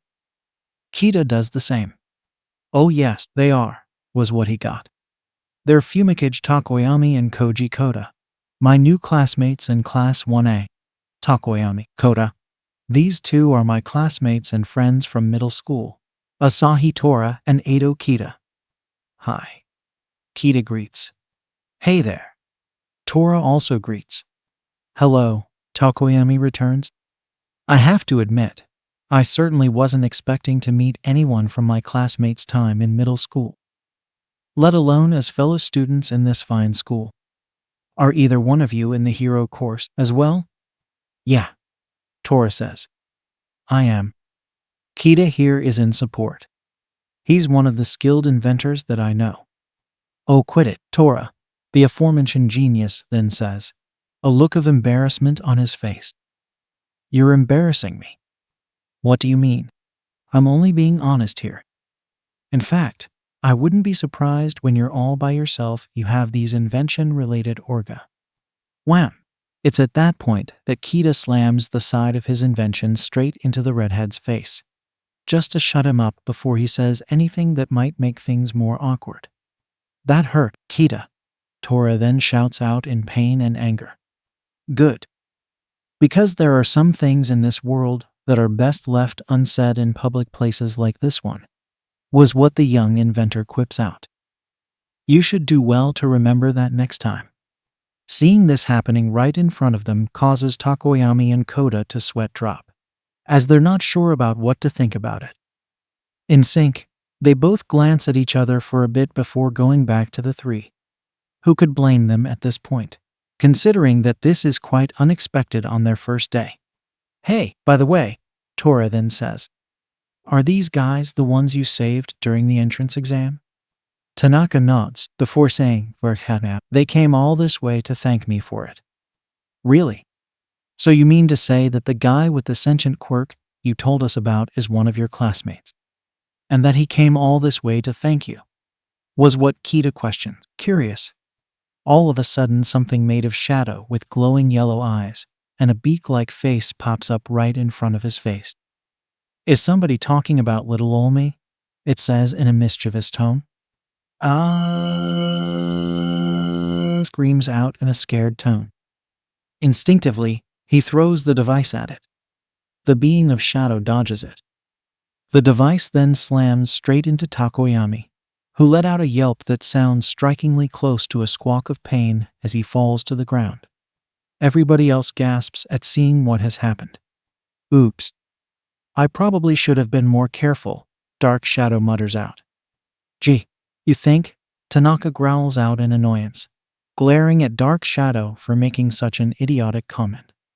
Good thing I carry a first aid kit on me in case either me or someone else gets hurt, Kita points out, while tending to the bruises on Takoyami's face and neck. Can't be too careful when you're in the middle of creating something new, after all. Am I right? Yeah, you are, Tanaka says. It really would be problematic if one was to get themselves into serious trouble otherwise. As he says that, the brunette glares at Dark Shadow, who then shrinks back in fear before hiding behind its user. He's still mad at the stunt it pulled earlier. As soon as the last of the bruises were tended to, Kita puts the first aid kit away and picks up the device. Inspecting it, he doesn't find any dents on it, which is a good thing for him. Sorry about that, Takoyami, Kita apologizes. I really should have been more careful with what I was doing. It is fine, Takoyami returns. I know you had no ill will towards me for that particular action, and that you were simply startled. I must also apologize for not trying to control Dark Shadow a lot sooner. I wouldn't blame you for that. I guess it just decided to have a little bit of fun in messing with people. Although, you could have just said something about it. Looking down, the bird-headed boy muttered out the following. Yes, I should have. Then what has happened just now wouldn't have come to pass in the first place. Especially to someone with an intelligence quirk like yours. Well, what's done is done, and we can't undo it, Kita remarked. Oh, and by the way, I actually don't even have a quirk at all. Hearing this causes Takoyami to look up. His eyes widen in shock. Wait, you're quirkless? Is that what you're saying? He asks in shock. Yeah. Kita's eyes narrow before saying. You wouldn't have a problem with that, now would you? And no, I don't, Takoyami stammers out a bit. I just wasn't expecting to meet someone with your social status in this school at all. I mean, it is quite surprising that there are any quirkless students in any of the courses, let alone in the support course. Yeah, well, you are actually looking someone that while lacking a quirk makes up for it with good old-fashioned brain power, Tora declares rather cheekily. He is a bona fide genius, and one of the most skilled inventors ever born in Lodal. This causes Takoyami and Koda to blink a few times in confusion and bewilderment. Clearly weren't expecting to learn about something like this. A quirkless student in UA, and in the support course, no less, could catch anyone off guard. But then again, considering what they just saw with Tanaka easily taking down one of his other classmates like that out in the field, they're pretty sure crazier things might happen in the near future. So, now that today is basically a half day, Tora comes up with. What do you think we should do? I mean, we could just go and explore this place to get the hang of things if you want to. Tanaka. Already did that, Tanaka replies. I was looking through the handout I was given while I was doing it. And so far, we have a lot of access to a good portion of the building with the exception of a few rooms. I think those are reserved for the faculty if I'm correct. Once that subject is over, all 5 boys then go about with their conversation. This is their way of getting to know each other a bit more. For a short while, they all began with their quirks first. Next subject was on how they each spent their time at middle school. Koda was one of the quieter students in his middle school class, which is most likely due to his shyness. As for Tokoyami, he didn't have any friends in his middle school outside of school assignments and whatnot. Why that is the case is most likely due to him giving off an unapproachable aura, as he would call it. It was during the topic of their private lives that Tora decides to bring up Tanaka having a pet spider.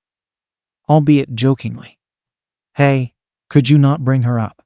Tanaka says to the redhead. "I don't want anyone with a bug phobia freaking out about it." "Oh, come on, man," said Redhead replies back. "I'm just trying to have a little fun here. Besides, it's not like anyone else has a pet spider that also has a quirk of its own like you do." "And that's the problem," Tanaka replies back as well. "I don't want anyone, especially Koda here, knowing about it. Look at him.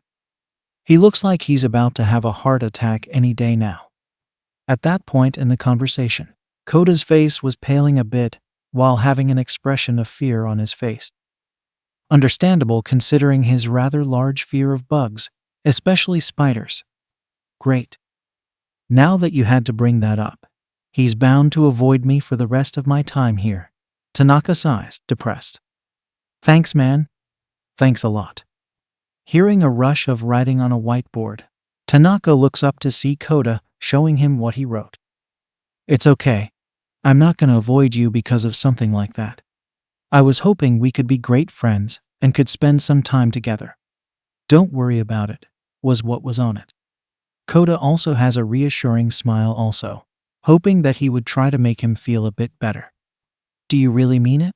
Every single word?" Tanaka asks, trying to be sure. Koda nods as a way of answering.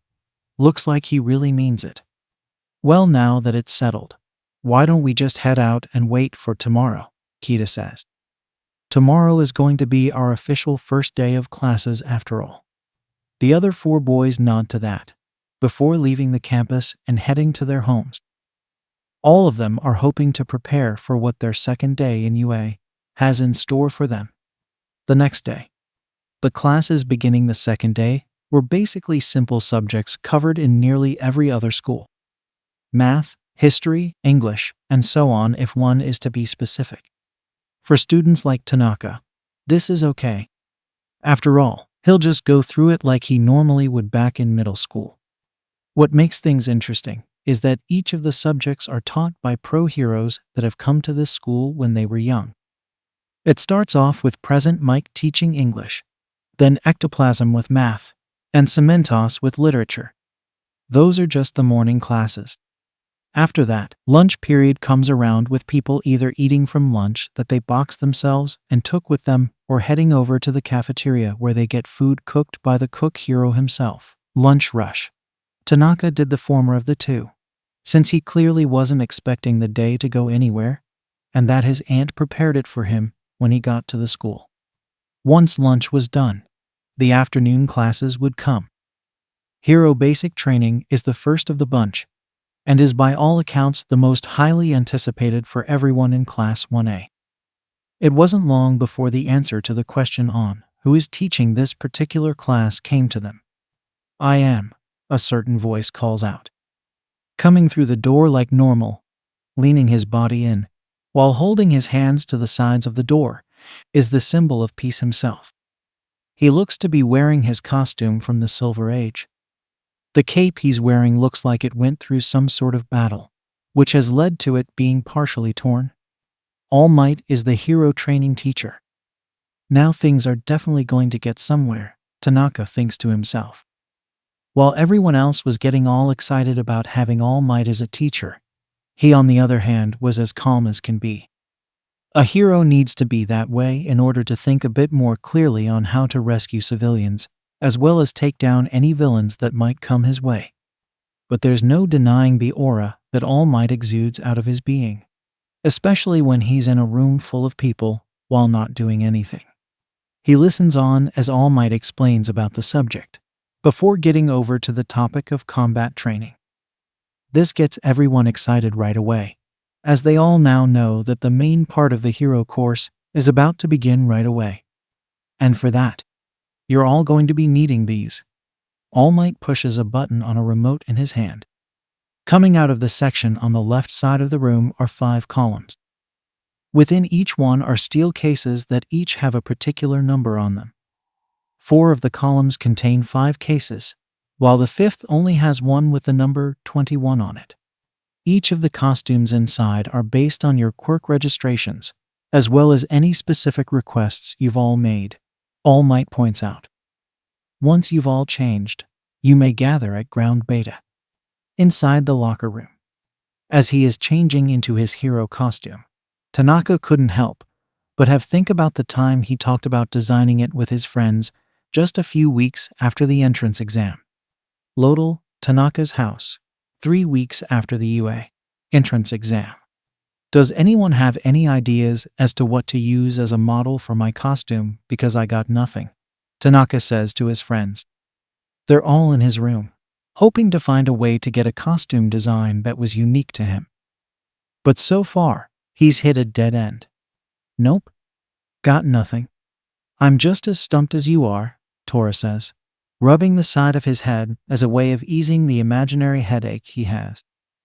Heck, I haven't found out the designs for my hero costume either. Must be pretty tough. Like all the other aspects of being a hero, Kita quips. Even tougher for what tools to use since I don't what you guys might need. In unison, all 3 boys sigh. Not that anyone else can blame them for that, because of their current predicament. It's then that Tanaka grabs hold of a large sketchbook from the top of his desk, as well as a pencil, and went into a thinking pose. He then gets to sketching out his designs, hoping to get the images in his head out to the surface. And so far, it's been going well. You got something? Tora asks. Yeah. I was hoping to make it look and feel cool, in a way, Tanaka responds, as he continues on. If you've got some tips as to what to add, now's the time. Sure, I got it. Why not go classic like All Might and put on a cape in your design, Kita suggests. Oh, I can imagine the feel of it. So stylish. So magnifique. I'm pretty sure one of your future classmates would think the same way. No capes. Tanaka snaps out, tossing a crumpled up paper ball at the quirkless inventor. He goes back to drawing up a new design afterwards. An expression of annoyance is etched on his face as he does it. What's wrong? Worried that you might face some competition for who has the best cape? Kita cheekily asks. No. It's just that I don't want to die in a cape-related accident, Tanaka says, looking up from his work. Oh, come on. How bad could a cape get somebody in an accident, anyway? Getting snagged on the fin of a missile as it launches and explodes. Getting caught in a jet turbine which leads to the body getting crushed and torn into pieces. Getting stuck in an elevator shaft while lifting it causing it to fall and crush the body. Getting snagged on takeoff causing the neck to snap. And getting sucked into a vortex with either the force of it causing the neck to break or drowning or a possibility of both. Do I need to continue?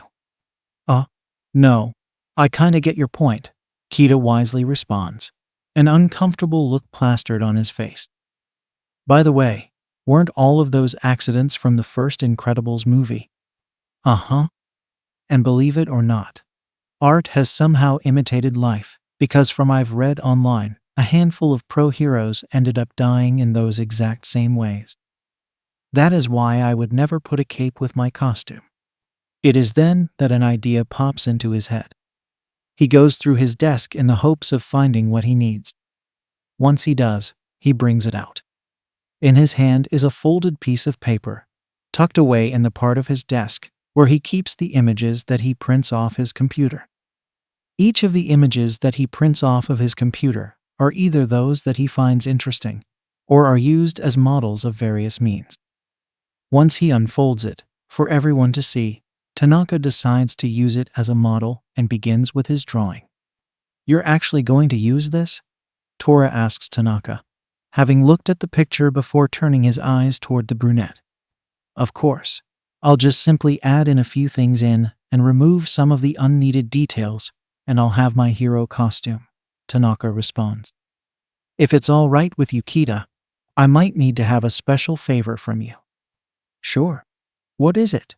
Kita asks curiously. Tanaka leans in and whispers something in the inventor's ear. Once he is done, the expression on said inventor's face becomes one of excitement after hearing what was suggested of him. "You really mean it?" he asks excitedly. "You actually want me to make that for you?" "Yes, I do," Tanaka says. "There may come a time in which I have to deal with some rather feisty villain that might become problematic for the public once I graduate. It would make sense that I get to have something that could take of it rather quickly, and I know that you can help with it. So, can you do it?" "Of course. You know I can help out in any way I can," Kita responds in the same excited tone. "I also know that you can use it on some of the more dirty-minded people if they somehow manage to come your way." Once that is done, they get to working on the costume design for Tora. By the time he's finished thinking back about that day, the brunette is about to put on the last piece of his costume. He then pulls up the hood of the costume and walks straight out of the locker room. The direction he's headed is straight toward Ground Beta. Ground Beta. After walking out and meeting up with All Might, Tanaka leans up against a nearby wall and reads a book he's carried with him. During this, a few of the other students would turn to look at his costume. It consists of a red undershirt with a gray vest and a black hood, which is connected to the robe that is also of the same color. Wrapped around his neck is a red bandana, with the kanji for shade embroidered on the front.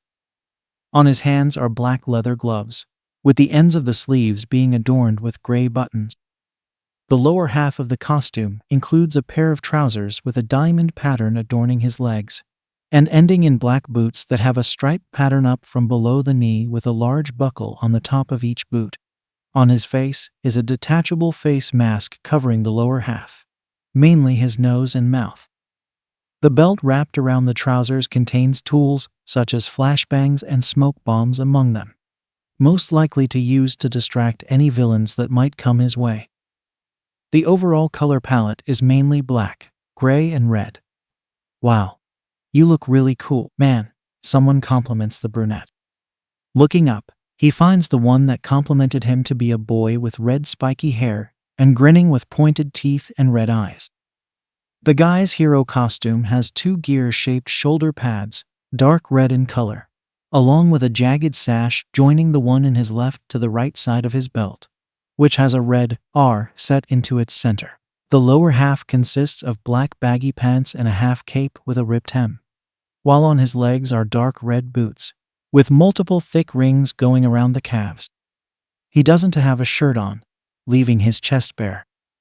A wired guard is worn around his face, reaching from just above his hairline to below his jaw, with an extra piece going over the bridge of his nose, and some spiked pieces around his mouth resembling little fangs. The overall impression is that he would look like an Oni. "Oh, thank you," Tanaka replies calmly. "I wasn't sure about what to use for a model, so I had to use something from a video game I have. Had to make some slight alterations while I was at it." "Well, whatever it was, it makes you look rather manly," the guy says. "The name's Ijiro Kirishima. Keisuke Tanaka. And speaking of models, you remind me of Crimson Riot, the chivalrous hero. Big fan. Of course. I've found the guy to be one of the manliest heroes out there ever since I was a kid." "Well, good for you. Now, if you don't mind, I need to get back to my reading." "Okay, nice meeting ya." As soon as that conversation was over, Kirishima walked back to where he was earlier, while Tanaka went back to reading his book. A few pages of reading later, he hears somebody heading toward them from the direction of the locker room. Side glancing, he finds the greenette from the day before with his hero costume on.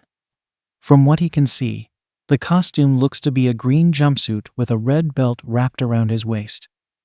Black elbow pads and knee pads are placed on the respective joints in order to protect them from any damage. Covering his head is a mask with long ear-like protrusions that, amusingly enough, would make him look like a rabbit. A respirator underneath his jawline appears to have a makeshift smile drawn on it. This guy is so obvious, Tanaka deadpans mentally. I understand that he's trying to emulate All Might, but this is just ridiculous. Oh wow, that hero costume looks so cool, Midoriya then says as he examines Tanaka. It looks like something out of the Assassin's Creed video game series. Did you model it after Arno Dorian? Yeah, his improved Phantom outfit to be precise.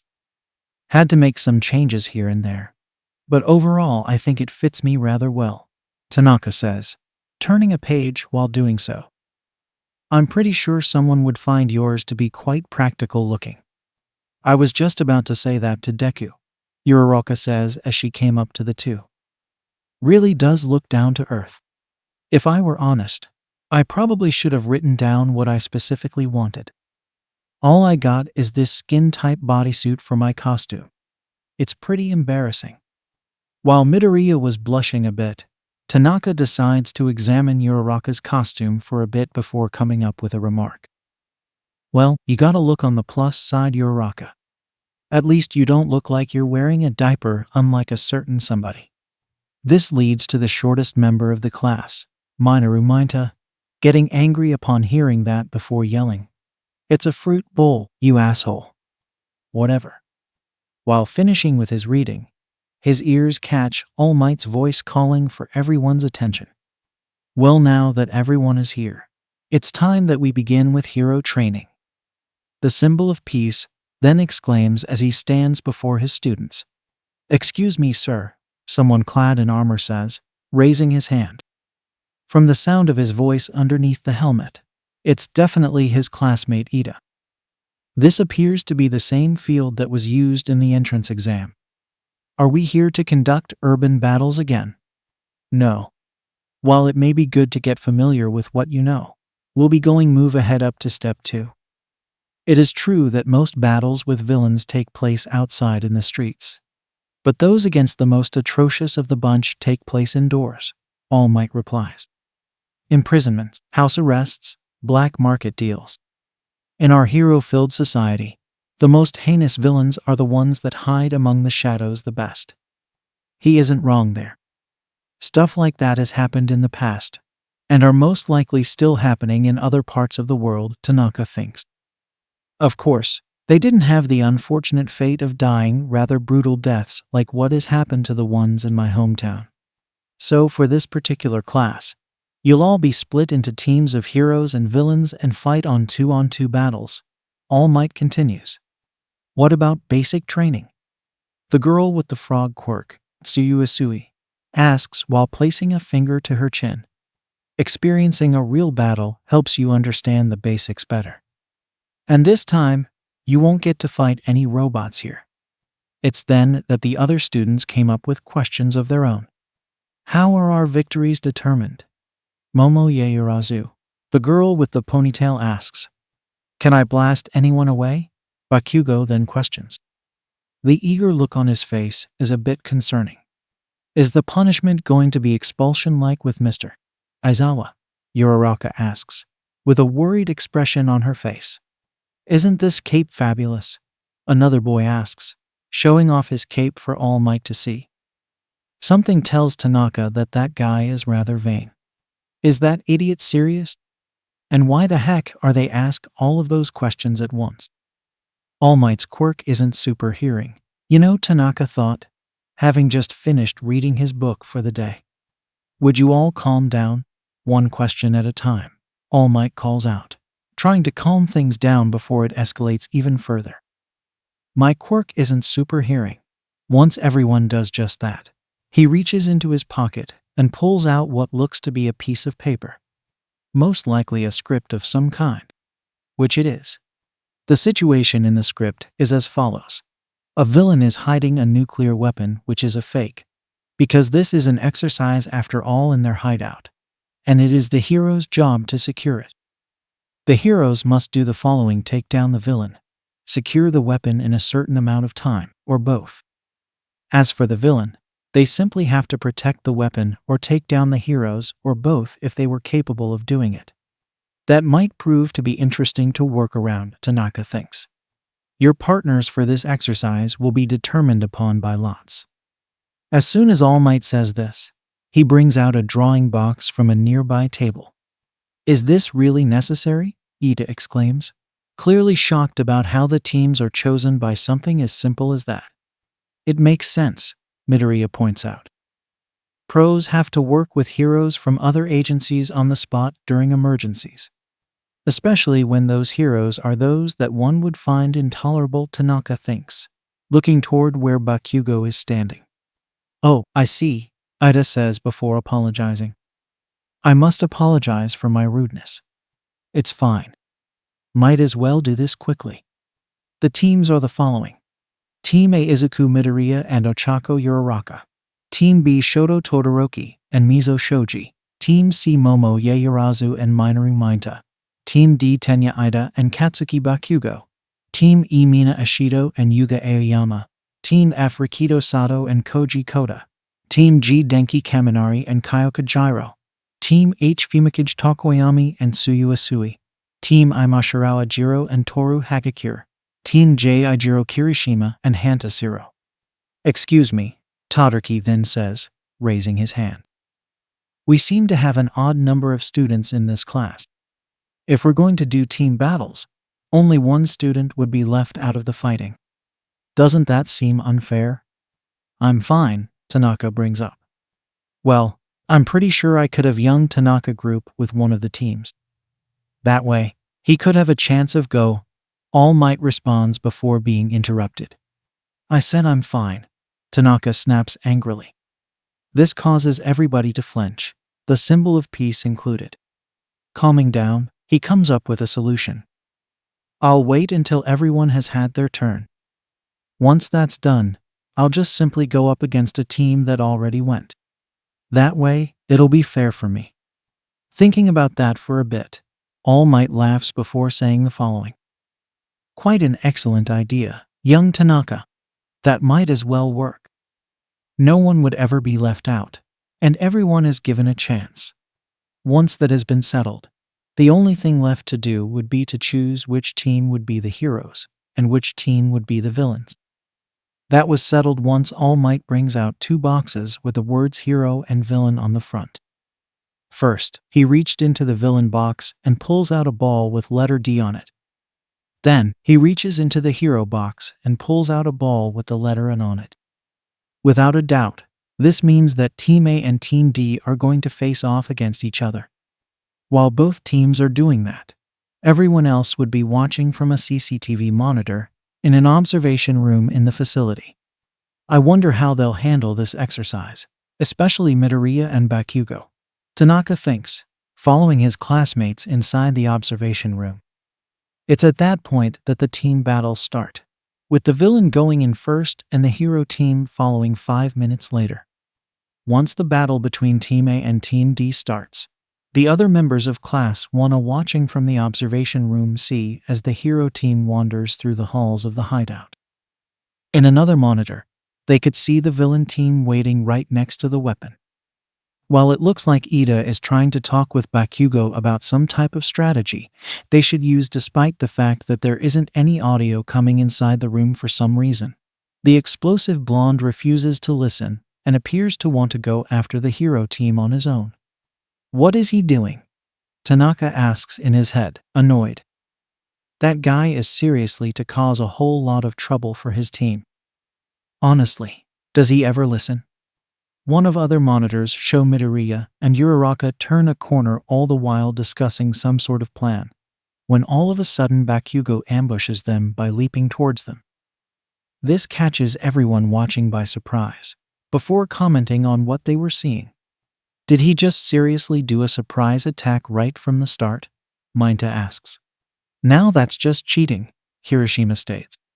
How unmanly, Bakugo. I don't think he cares right now, Tanaka quips out. It looks like he's taking the part of the villain rather seriously, and seems to have a grudge against Midoriya for some reason. If only the cameras had audio on them, then perhaps we might hear what they're saying.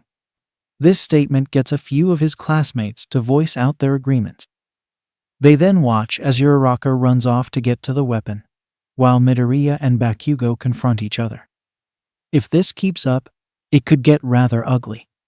Come on, Uraraka, Tanaka thinks. You've got to end this before they end up killing each other.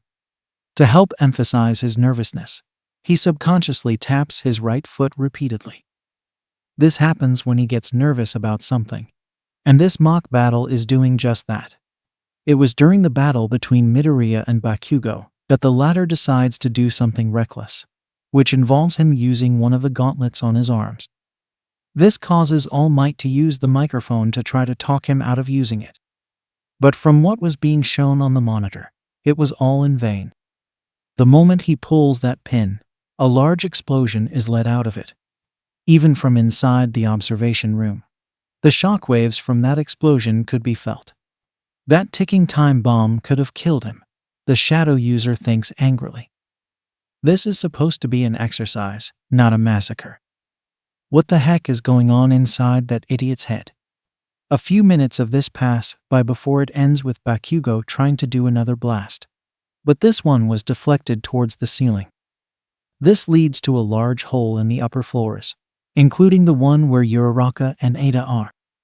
The others would then see the former of the two using her quirk to swing a large column pillar in an attempt to hit Ada.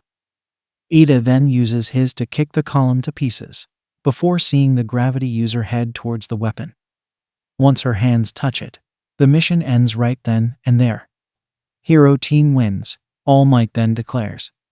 The battles following after that come and go rather quickly for everyone, especially the one between Team B and Team I.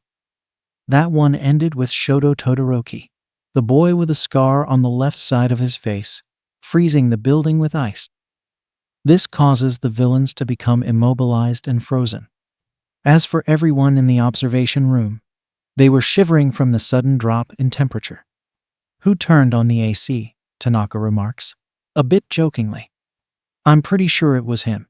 A boy with blonde hair that has a black streak on it, by the name of Denki Kaminari replies. Boy, that guy is strong. Yeah, really strong, Kirishima quips.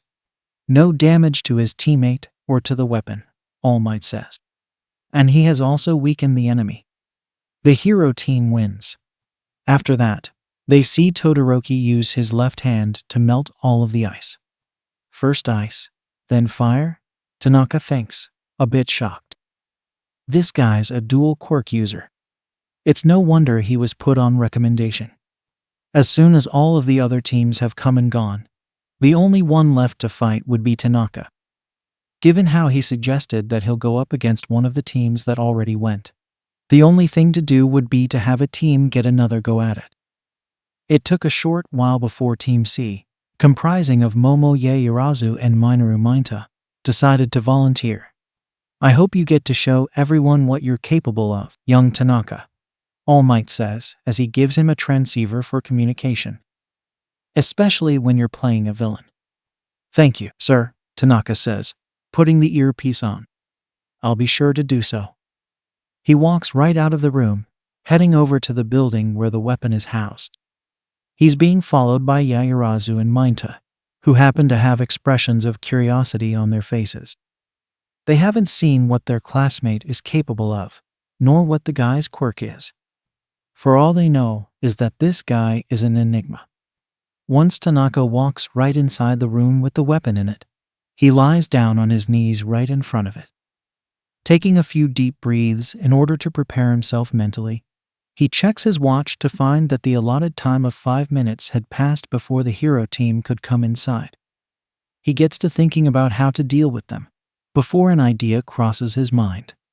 At that moment, the transceiver in his ear turns on, and he hears All Might's voice. Yes, he says, putting a finger to the transceiver. The hero team has just walked in and are headed your way. the symbol of peace says in the microphone. You must have a plan of some sorts for how to deal with them, am I right? Why, yes, of course, Tanaka replies. At that moment, he holds up his right hand. The misty form of his quirk shows up and covers the palm of his hand. All Might, let me ask you something. He says to the symbol of peace. What exactly might it be? Was what was asked. How is a hero going to take on any villains if they can't face their own demons? Once he has said that, he places the palm of his right hand on the ground right in front of him. A small mass of shadow bursts out of the ground before slithering toward the entrance. As soon as it's in the hallway, the mass of shadow grows bigger and starts to spread throughout the building. Whoa, what the heck is going on? Kaminari exclaims, clearly caught off guard after what he'd just seen. It's almost like he let out a huge flood of something all over the place. I never expected Tanaka to actually create such a huge amount of darkness like this, Takoyami mutters out, eyes widen. This is quite a surprising sight to behold. Everyone else is stunned silent. They knew that their quiet classmate has a quirk that is known to be quite questionable looking, but they certainly weren't expecting him to use it like this. Just what exactly is this guy capable of with this quirk of his? This is something that they need to know for themselves as they see the massive shadow start to head towards where Yaoyorozu and Mainta are located. Any ideas on what Tanaka is like? Mainta asks. He looks to be nervous as he asks that question. Why would he be? It's only the second day of school, and he hadn't known his classmates that much. And while the perverted side of him is thrilled at having to have someone as hot as Yaoyorozu as his classmate, the other side of him, the much more cowardly side, is a bit scared of how to deal with someone as creepy as Tanaka. There's no telling what goes on inside the guy's head. If I'm being honest, I haven't gotten the chance to know him that well, Yaoyorozu answered, trying to keep herself calm. There's a lot about him that eludes me at the moment. But from what I knew during the assessment test, is that he seems to take things rather seriously. But what about how he took down Bakugo like that? Mainta then asks. He was quite curious about that particular moment. Probably must have been taught self-defense lessons before coming here, if I could guess, was the answer to that question. Although, what he showed us is only part of what he could do, should he get into a close quarters situation. Before the purple-themed pervert could even think about that, his eyes catch sight of something heading towards them. Squinting his eyes a bit, they then widen in fear upon seeing what looks to be a giant mass of shadow heading their way rather quickly. To say that he was scared would be an understatement. What the H? He was about to say before the force of the shadow mass literally swept him off his feet, and he landed on the ground hard. Wah, was what came out of Yaoyorozu before the same thing happened to her. Not long after they get back up, they notice that the walls of the hallways start to change. The plain white colors of the hall begin to peel off of the walls, leaving behind a rusty red color. In the ceiling is what looks to be an industrial fan, slowly spinning away above the head of the two heroes in training. What in the world is this? Yaoyorozu mutters to herself. Is this part of what Tanaka's quirk can do? As for Mainta, he looks to be scared out of his wits and is trying to control himself. Understandable, as he wasn't expecting this at all. Is this guy taking his villain role seriously? Mainta shouts out his question. It's already bad enough that we get to see Bakugo and Ida do that, but Tanaka looks to be taking it to a whole other level. True, but we might as well as expect the unexpected and push on through, was what his taller classmate answers with. If he intends to go out on us during this exercise, then perhaps we should do the same. Come on, time is running out. Hesitantly, Mainta nods in agreement before they both continue their way through the transformed halls. The sooner this exercise is finished, the better. Back inside the observation room. Anyone got any idea what just happened? A girl with earphones jacks sticking out of her earlobes, going by the name of Kyoka Gyro, asks. I think Tanaka has shown us what his quirk can do right now, Takoyami says, his eyes widening a bit. From what he has told Koda yesterday, it allows him to create a variety of monstrous creatures based off of whatever dark thoughts and feelings other people have in their hearts. I certainly didn't think it was capable of doing something like this as well. Koda nods in agreement to that, also shocked at what he's seeing on screen. To be honest, it's a bit frightening for someone like him, but he just couldn't help but actually be impressed at what his classmate can do. Back into the hallway of the building. As Team C walks down the hallway, they couldn't help but feel anxious about what has just happened a minute ago. Something about this doesn't feel right, and they know it. But as already stated, they need to finish this exercise in the allotted time given to them. And in order to do that, they need to get to where the weapon is located. I wonder if this is his way of buying himself some time, Yaoyorozu wonders, looking around. If that's the case, he must really know what he is doing. As Mainta is trying his best not to gaze at his tall classmates, shall we say, assets, he comes up with something that might prove to be helpful. We should probably try to split into two different directions and take him down. It may work, and we can end this match as quickly as possible. I could unload a whole barrage of my pop balls while you come up with something that might take him down while he's immobilized. Nodding to that plan, Yaoyorozu then brings up her opinion. That's not a bad idea. Only problem right now is what he could be using to slow us down before we even get the chance to get to where he is. I just have this feeling that it won't be easy to do so. Right as the purple-themed pervert would say anything else, his eyes catch a glimpse of something in the far end of the hall. What he sees is what appears to be a large gaping hole made entirely out of black mist showing up. It wasn't long before another hole appears. Then another, and another after. In total, there are 4 holes made entirely of black mist, just a few yards ahead of the 2 students. Yaoyorozu, are you seeing this? Yes. I think we're about to see yet another part of Tanaka's quirk. We should probably get ready. Using her quirk, Yaoyorozu creates a long metal staff in her right hand and a medium-sized shield on her left. She's hoping to face whatever comes out of those holes as quickly as possible. However, she isn't prepared for what may come out of them. A bulbous head with what looks to be large bleeding lips is the first thing to come out, followed by the neck attached to it. Next would be 2 large breasts, bloated and filled with what looks to be rusty spikes, as the sharp ends could be seen protruding out of them. What exactly the purpose of the spikes being there isn't explained right now, as the lower half of the creature comes slithering on out, catching the attention of the 2 students.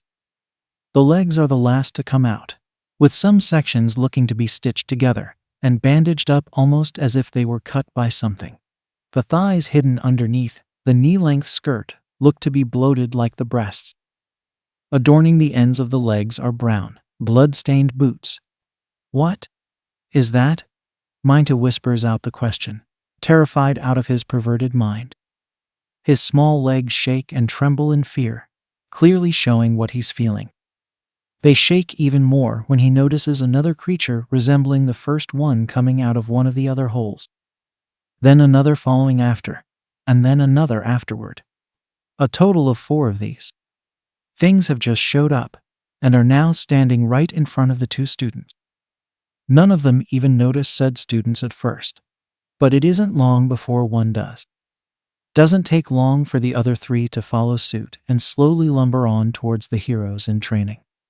Oh God, Yaoyorozu mutters out in fear. Getting into battle stance, she raises the staff in her hand right in front of her and gets ready to attack should they ever come closer to her or her teammate. But like her short teammate, her long legs are trembling in fear as well. But she tries her best to put on a brave face. This is a hero exercise after all. Whether out of sheer instinct or out of protecting his classmate, Mainta started grabbing hold of the balls on his head and immediately began a barrage of them upon the creatures. At first, it worked in slowing them down. But once one of the sticky balls hit one of the spikes embedded in the bloated breasts, they start to protrude straight out and begin to impale everything within its radius. The sudden action causes not just the two heroes in the hall, but also the others watching from the observation room. Observation room. Now that was just scary, All Might thinks to himself, having just seen what was on the monitor. It looks like young Tanaka really isn't holding back in his role as the villain. A good majority of the class were also scared as well. The only ones that weren't were Todoroki and Bakugo. The former because of his stoic expression, and the latter because of him looking down at the floor. He obviously hadn't seen what was on the monitor, so he hadn't seen what had happened just now. Such a frightening creation, Takoyami mutters out. Tanaka is quite an interesting one to be sure. He must have an unimaginable amount of dark thoughts in his mind, if he's capable of something like that. It would seem that our classmate is intent on buying himself some time for the exercise to finish, no doubt, Ida says. Quite an effective strategy for him to use. Gah! Is this guy seriously out of his mind? Why in the world would he use something as freaky as these things to stop us? Minta yells out in fear. Understandable, since he was nearly impaled by one of the spikes that had pierced the ground near his foot. It seems that Tanaka is fully intent on slowing us down for the allotted time it takes before the exercise is over, Yaoyorozu says, while trying to hit the creature closest to her with her staff. She does make sure to be careful not to hit the spikes still protruding right into the walls, since they look to be rather sharp. But she does manage to get a few hits in, and noted by the grunts of pain coming from the bloated monster. By the time the sixth hit has come around, the monster lets out an ear-piercing scream before falling down. A moment passes by before it starts to dissolve and fade into shadows. 1 down, 3 more to go, the creation quirk user thinks. Gotta be careful of the spikes. She looks over to her shorter teammate, who has just come up with the idea of using his balls to stick the other 3 creatures to the ground, thereby stopping them in their tracks. This gives her the opportunity to slam her staff upon the now immobilized monsters, the same number of times for each one. Once all 4 of the bloated creatures have faded away into shadows, Team C catches a few deep breaths before running across the hall as fast as they could before heading up the stairs toward the next floor. There hasn't been anything to greet them during their small trek up the stairs, and there certainly hasn't been anything to greet them upon reaching the 3rd floor. This is good for the 2, as there isn't anything to stop them from searching for a way to the villain responsible for what went on down in the 2nd floor. Would be nice to take a breather from that freaky experience down there. Let's make a break for the door leading to the next floor. I don't want to deal with any more of those things, Minta suggests. If only it were that easy, Yaoyorozu replies. But unfortunately, Tanaka seems to have made it rather difficult for us to do so.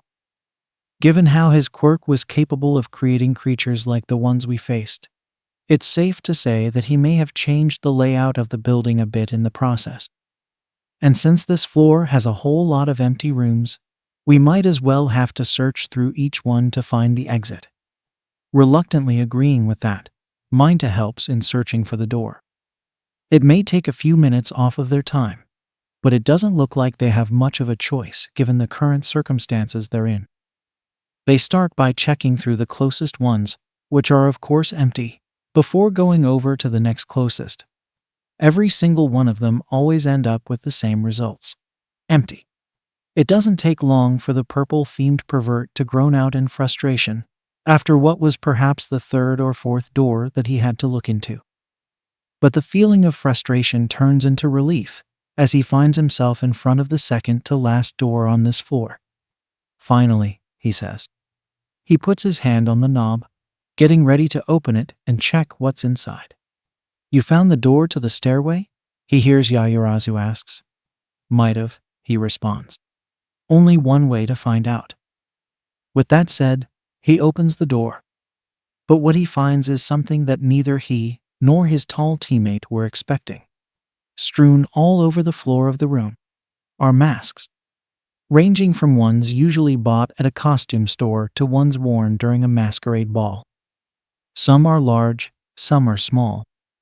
Overall, they look to be quite a strange sight to behold. Okay, this is just weird, Minta quietly mutters out. I swear these weren't here before. They probably must have appeared when Tanaka's quirk transformed the building, Yaoyorozu comes up with. But as for the purpose behind them, it seems to elude me for some reason. Right as he was about to open his mouth to that, Minta then hears what sounds like sputtering of limbs on the ceiling. Looking up, his eyes try to scan the ceiling in order to find the source responsible for it. At first, he doesn't find anything of interest. But when his eyes reach a dark corner of the room, he notices something move a bit. Hey Yaoyorozu, you think you can make a flashlight? Minta then asks. Sure, I was thinking the same thing, Yaoyorozu answers, having just used her quirk to make the aforementioned object. Noticed anything? Yeah, Minta says. Right there at that corner of the room. He points over to where he saw the movement. Turning on the flashlight that she'd just made, Yaoyorozu shines it to the dark corner of the room that her shorter classmate was talking about. What is caught within the light is something that neither one of them were hoping to expect to be even possible outside of their darkest nightmares. It takes all of their willpower not to scream at what they were witnessing. Right in front of their eyes, clinging to the top corner of the room, is a large bulb of what looks to be flesh and cloth. From the sounds coming out of it, the bulb appears to be hibernating. Briefly glancing at each other, expressions of fear and terror on their faces, before turning their sights back on the bulb, the two teens slowly try to move back toward the door. They were only about a half a dozen footsteps from it, when a large pile of masks that neither one of them had seen until they heard the noise fell onto the floor. Frozen in place, the teens look at the pile that collapsed for a moment before setting their sights back to the bulb that was stirring rather quickly. It only took another moment for it to unfurl itself, revealing what it really looks like. Turns out what they're really seeing is a spider-like creature of some kind. It looks to be made entirely out of multiple prosthetic legs, arms, torsos, and heads conjoined by red, sinewy flesh. The ends of each of the legs contain what look to be masks of varying sizes like the ones scattered all over the floor. The central mask appears to be split into two pieces, held together by two arms in an attempt to keep it from falling apart. Eyes that are bloodshot with scarlet red irises look through the mask pieces, as well as all the other masks. Acting as the mandibles underneath the head are two smaller arms that have sharp-looking nails that might tear into flesh if given the chance. The torso looks to be cracked, with the same sinewy flesh peering through some of the larger ones. If seen at a certain angle, the cracks would like expressions of pain and terror. Why that is so is best left unsaid.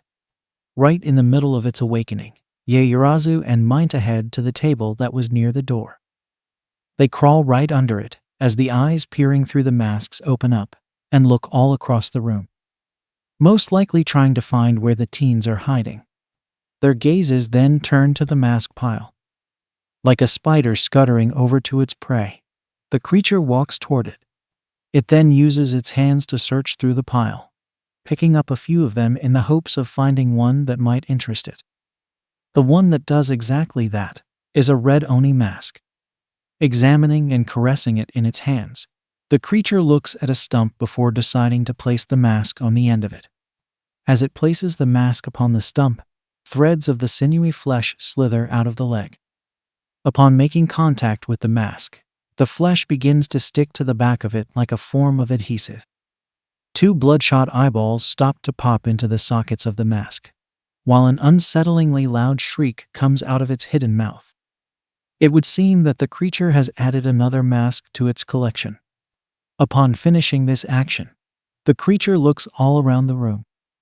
It seems to be searching for the two teens that had come inside. What exactly it'll do to them once it does find them is unknown. There's no telling what it may do. We should go while it's busy, Yaoyorozu whispers, a tinge of fear in her voice as she says it. Her shorter classmate silently and rapidly nods in response, careful as to not make a sound. The two heroes in training slowly crawl from underneath the table head toward the door. Hopefully, they would get to the stairs and get to Tanaka as quickly as possible. As soon as they get to the door, Yaoyorozu slowly grabs the door handle and open it without making any noise that might attract the creature's attention. To her relief, the door slid open quietly the whole time. Her eyes then meet Minta's, which are filled with pure and utter fear about their current predicament. He's hoping that the sooner they can get out of the room, the better.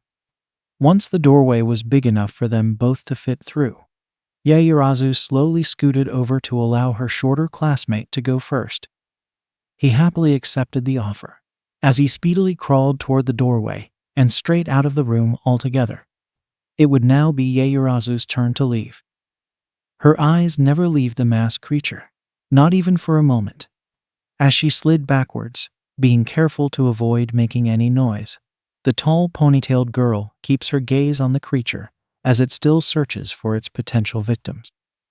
Upon reaching the other side of the door, she pulls the door closed. She then slowly puts the handle back to its original position, being careful to not let it go too quickly. Standing up, the hero in training looks to the purple-themed pervert next to her. "Let's hurry," is what she said. "Yeah." With that agreement settled, Team C then jogs away from the room, containing that nightmarish amalgamation of prosthetics and flesh. A feeling of relief washes over them as they increase their distance from it.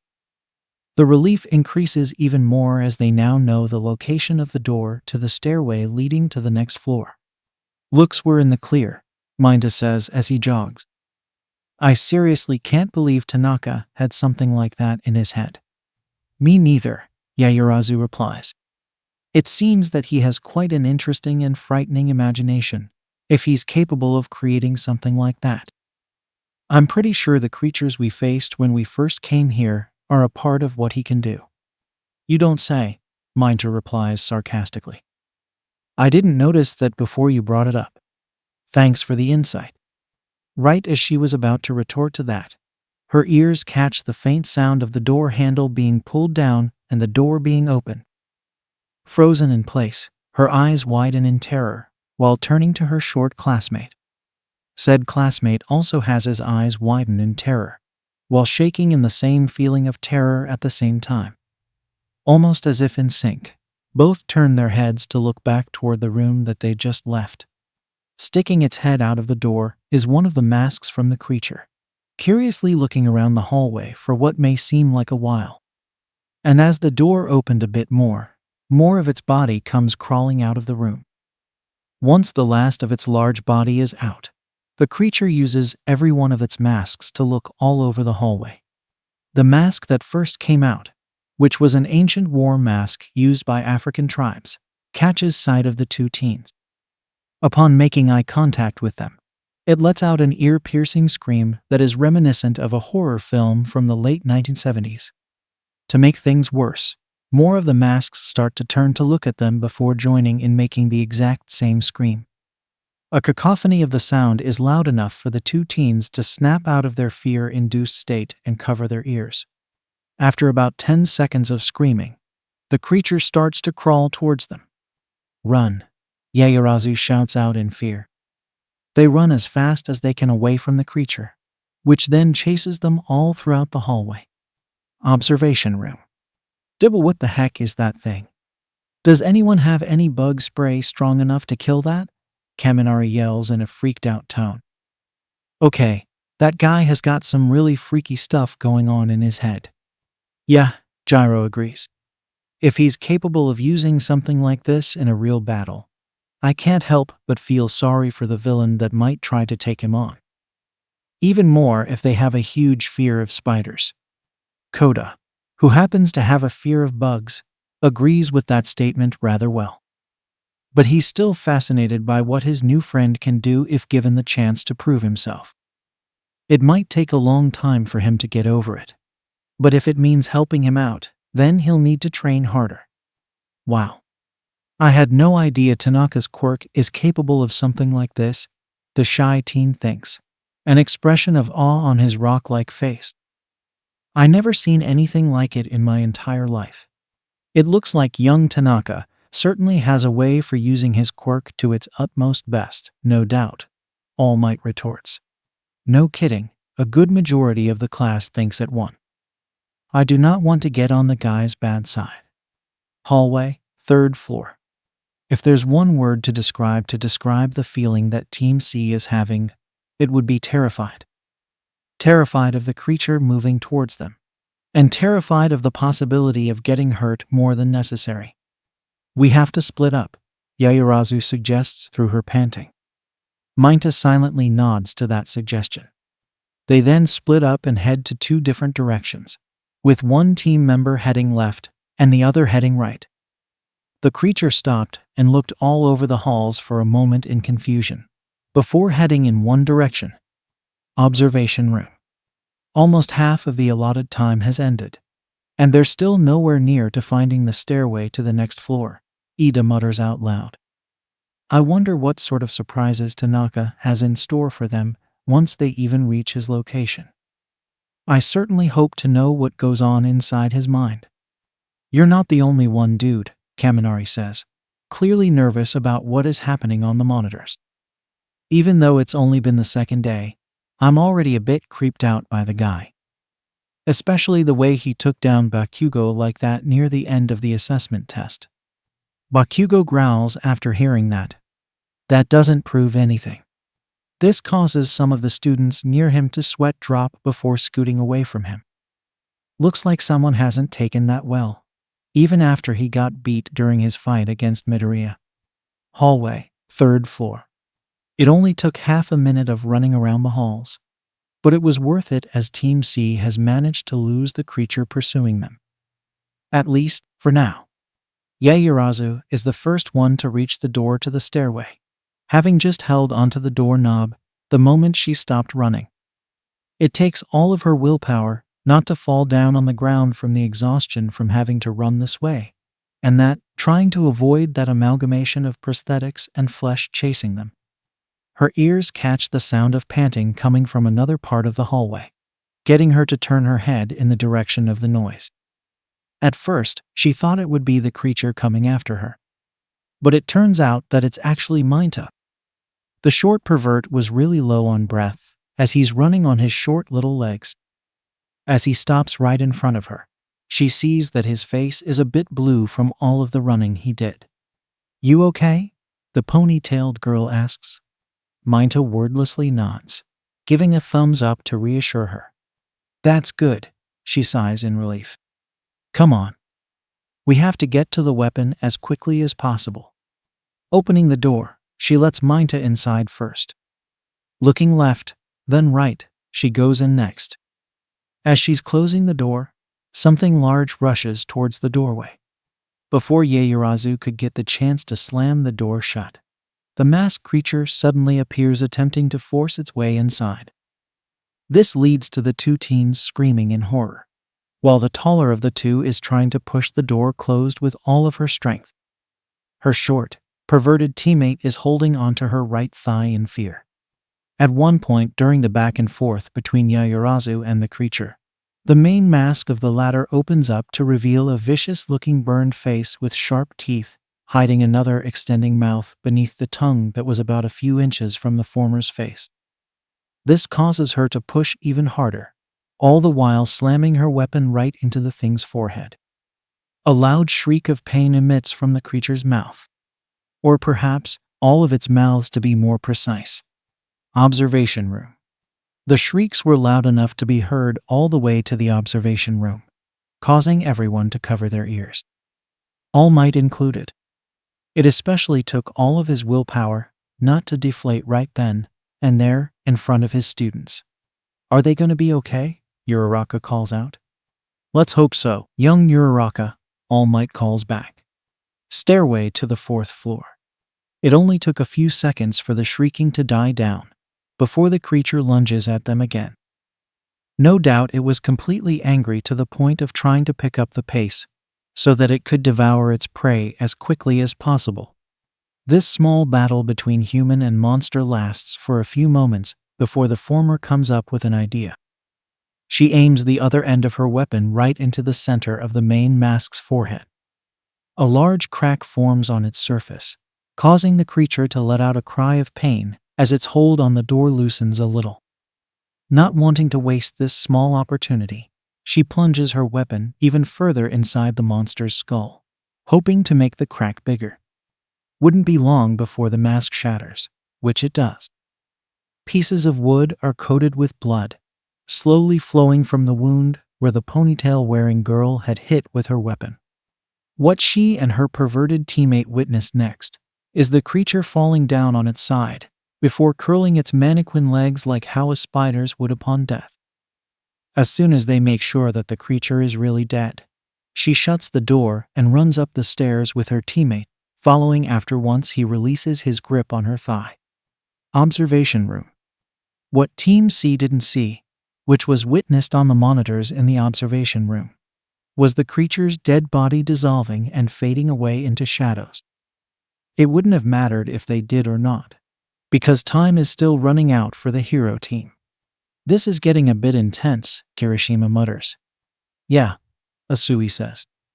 Something tells me that things are only going to get even more intense before they even reach Tanaka. Ribbit. She puts a finger to her chin while saying that. No kidding. Just when exactly are they going to get to the guy before time runs out? Gyro remarks.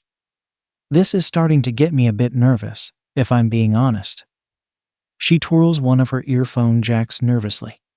Everyone else is a bit on edge as to what might happen next. The only ones that aren't are Bakugo and Todoroki.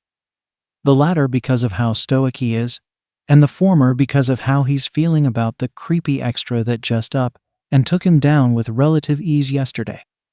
It's almost as if he has some sort of training under his metaphorical belt, if that were possible. Just what kind of training has he been going through before coming here anyway? He better show us right now, Bakugo thinks as he watches the monitor. 4th floor. Having just come out of the stairway, panting for their lives as if they depended on it, Mainta and Yaoyorozu take a few breathers before heading over to the stairway to the 5th floor. They also get a weary look throughout the hallways this time, hoping that whatever terrors are lurking here do not come and pop up out of nowhere.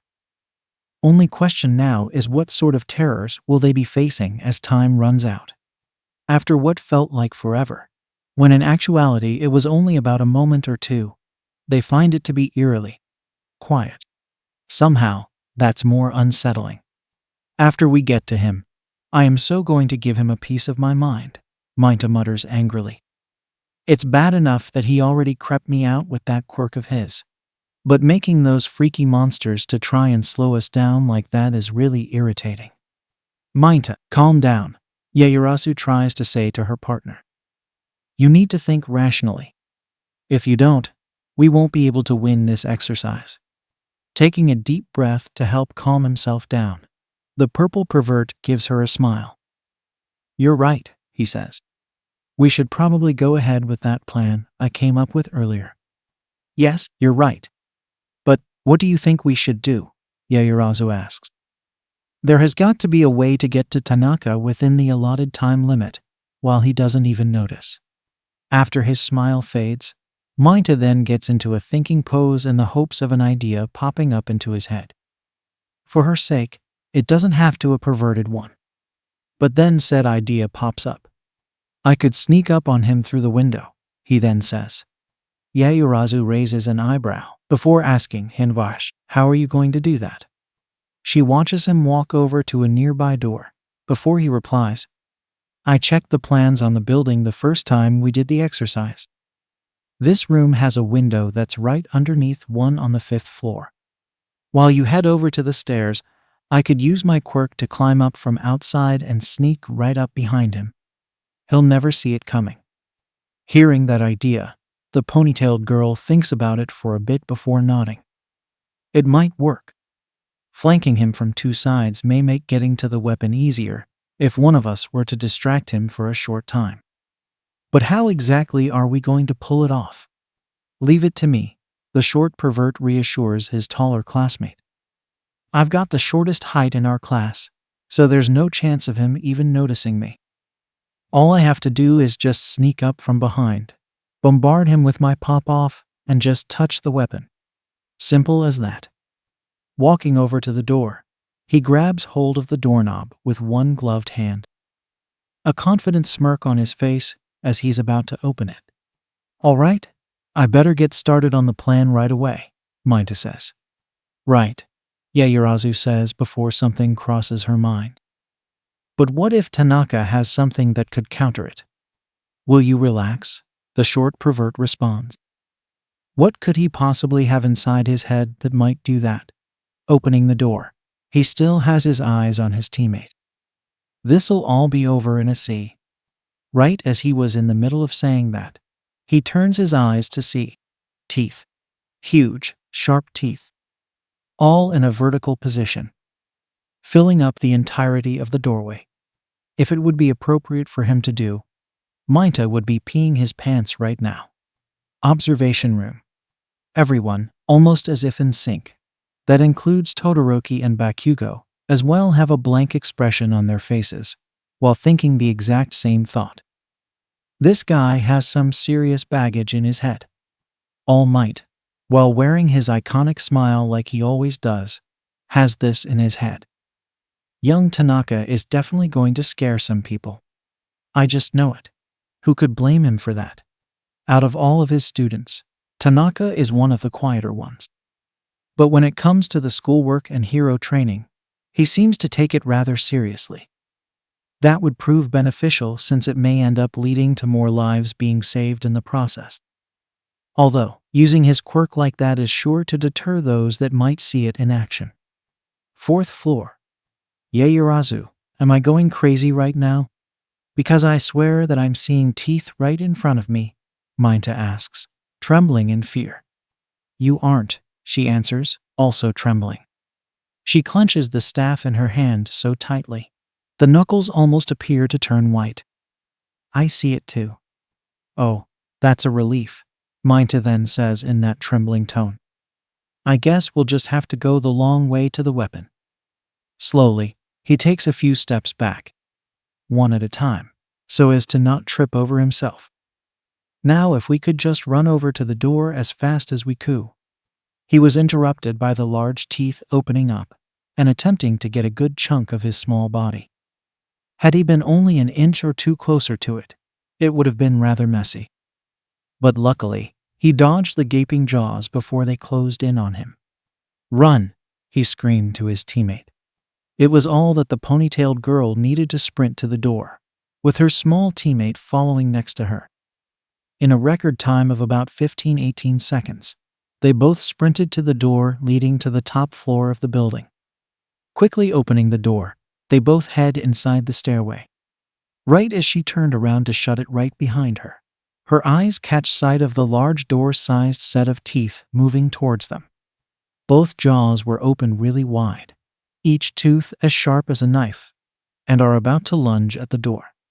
The exact same moment that Yaoyorozu closes the door completely, those sharp teeth pierce straight through the wood. Luckily, they didn't reach the students. They didn't bother watching them being pulled back through the other side of the door, as they were far too busy climbing up the stairs to the top floor to even try. After all, they have an exercise to finish, and they're running low on time. Top floor. While Team C was busy trying to get past the monsters created from his quirk, Tanaka sits right in front of the weapon on his knees, eyes closed as he comes up with a plan on how to deal with the hero team when they get here. He has shown what his quirk can do, so if he got the chance to in this exercise, he can show what happens when he gets into a close quarters situation. There may come a time in which his quirk may not be good enough, so he needs to train as much as he physically can. During this mini meditation of his ears catch the sound of footsteps coming toward him. Well, speak of the devil, and he shall appear, the brunette thinks to himself. Opening his eyes, he catches a full view of the hero team panting in exhaustion from having to run all the way up the stairs leading to this room. Must have taken them a short while. How did your time escaping my creations go? He asks. Pleasant, I take it? While asking those questions, he stands up. Both hands are in his coat pockets. The hero team goes into a battle stance, with Yaoyorozu tightening her hold on her staff and Minta grabbing hold of two of his pop balls in his hands. Hardly, Minta growls out in anger. You nearly gave me a heart attack more than once. You're taking this villain role of yours way too seriously. Tanaka shrugs. What can I say? I do what I can to get the job done when it comes to stuff like this.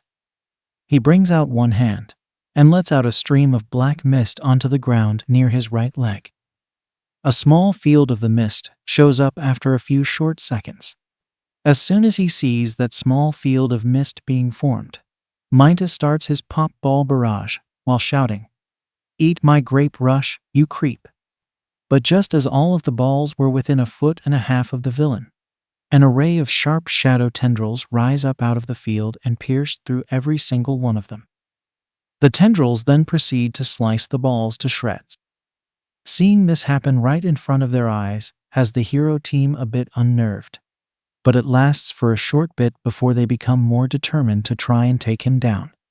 Don't you two ever get tired of dealing with surprises? Tanaka quips. You've really become quite a bunch of determined nuisances. He reaches into his belt, bringing out what appears to be 2 combat batons extending to a length of about 1.5 feet upon being expanded all the way. He then proceeds to dash towards the heroes before either one of them could get a chance to act. Yaoyorozu was smart enough to bring up her shield right in front of her face the moment the tip of the baton was about to strike it. It wasn't long before he swings the second baton to the right side of the ponytailed girl's head. Out of pure instinct, she raises her staff to protect it as well, gritting her teeth as she's struggling to break free her current position. As Tanaka is breaking his way through Yaoyorozu's defense, he spots Minta out of the corner of his eye about to head over to the weapon. He uses his quirk to turn into a shadow to speed towards the short pervert and appear right in front of him. Gah! Minta lets out a startled scream as he stops running and falls on his butt from the sudden appearance of the villain right in front of him. Going somewhere, he says to the short hero. I'm afraid I can't let you go. As soon as those words left his lips, which of course are hidden behind his mask, he lifts up a baton high above his head before slamming it right into the hero's head. At the last second, the latter rolls his body to the side just in time to avoid being hit. Seeing the second baton, he rolls to the side again. Hearing Yaoyorozu running behind him, Tanaka looks over his shoulder to find her trying to attack him with her weapon. The exact moment it tries to reach his head, he lifts a baton to stop it. What? She says in a shocked tone. Clearly, she wasn't expecting him to react as quickly as he did. Admirable, but foolish, Tanaka remarks. With a couple of spins in a clockwise motion, he manages to disarm her by flinging the weapon out of her hand. Another quick motion of the wrist also leads to the disarming of the shield, which is being hurled at another direction of the room. Next thing that she knew, the ponytailed girl gets a sudden pain in her stomach. Looking down, her eyes widen upon seeing a gloved palm hitting it. Another palm slams into her forehead, causing her to flinch. Following that is a kick to her left side. After that is chop to the neck. Observation room. What in the? The words were coming from a blonde teen wearing a plain white karate gi tied with a black belt and black boots with sandy blue details on the front. His quirk takes the form of a large tail. The teen's name is Mashirawa Jiro, and he had just muttered in surprise at what he just witnessed. How the heck does he know about hand-to-hand combat? Given that his hero costume centers around the use of close combat and martial arts, it was quite surprising for the tailed blonde to notice that his classmate to know it as well. What he saw from the assessment test yesterday must have been only a small glimpse of what he can do, no doubt. Just what could he possibly do when he's out in the field when he graduates? 5th floor, still in the fight. Just as Yaoyorozu was trying to back away from the villain, he grabs hold of her head with both hands and knees her straight in the face. Then again, he lets go of it, filling his palms with the mist-like substance of his quirk before using them to strike at her abdomen. The ponytailed girl lets out a grunt of pain while taking a few steps back instinctively. Through the blurry vision, she can see him walk over to him before noticing her teammate grabbing a hold of his ankle. Tanaka, upon feeling Minta's hand on his ankle, looks down at the grape-themed pervert for a moment before lifting his foot and hitting him in the face with his heel. The force of the back heel kick was strong enough to lift the pervert into the air. He performs a back hook kick, sending his target a few meters away from him. Eyes then turn back to watch as the ponytailed hero heads over to where her weapon and shield were before grabbing them. Walking over to her, he grabs hold of his batons with both hands. Dodging a couple of swings from her, he aims them straight into her side, hoping to weaken her enough to take her down. Like before, their weapons clash into each other. Swing and a hit with the pole, swing and a hit with the shield, and back again. This pattern goes on for about 10 seconds, before Tanaka decides to spin kick Yaoyorozu in the chest, and shadow speeds towards the short pervert running as fast as his tiny legs can carry him toward the weapon. As soon as he's behind him, the brunette leg sweeps him off of the ground. With a quick flick of his wrist, a mechanism in his glove activates. Coming out of its hidden compartment inside the glove is a taser, prepped for use. A push of a button, and a spark coming out of the metal ends, is a surefire signal that the electrical device is activated. Before anyone even got the chance to let it all sink in, the brunette aims it right in the pervert's groin. The moment the metal touches that particular spot, said pervert begins to spasm on the ground, while letting a high-pitched scream of pain that would be loud enough to be heard all across the room. Observation room. Well, I certainly wasn't expecting young Tanaka to use something like that, All Might remarks, a small stutter suggesting that he's a bit startled at what he's seeing on screen. As for the others, they each have an expression of stunned silence. Some of the guys even cover their groins out of pure instinct as they're watching what's on the monitor screen. The girls, while they may find the short pervert getting his nuts tased like that a bit amusing, even they would find it a bit much. Okay, that is just plain brutal, Gyro says, stunned as everyone else. Indeed. I never imagined that he would be capable of using something like that to take down Minta, Ida says in agreement. I think it would best to not get on the receiving end of that in the next hero training sessions. Yeah, me too, the others think in agreement. Fifth floor, back to the fight. Minta, Yaoyorozu calls out to her classmate. She runs over to him, hoping to try and save him from being electrocuted even further. Said classmate screams last for a few more moments before he passes out from the constant pain of having his mini grapes being tased. Once Tanaka decides that he's had enough, he stops with the tasing. Seeing the pervert's body still twitching and spasming from the electricity flowing through it, the villain lets out a satisfied chuckle before looking up at the ponytailed girl running toward him. One down, he says out loud, flicking his wrist so that the taser receded back inside the hidden compartment. One to go. Before Yaoyorozu could even get the chance to fight back, she gets a hit to her side followed by a well-aimed hit to the wrist. This causes her to drop her weapon and let out a grunt of pain. Another grunt leaves her lips as her kneecaps each get hit by the tips of the batons, leading to her getting down on her knees. Gritting her teeth so as to not let out a sharp cry of pain from having been hit there, she looks up to find the villain standing over her. The stare down between the two lasts for only a mere moment before a well-placed jab to the back of the head, with the bottom end of the baton causes her to lose consciousness and fall to the ground. As he watches the other hero fall down defeated, Tanaka says into the receiver, "Mission complete." The weapon is still protected. Both heroes are down for the count.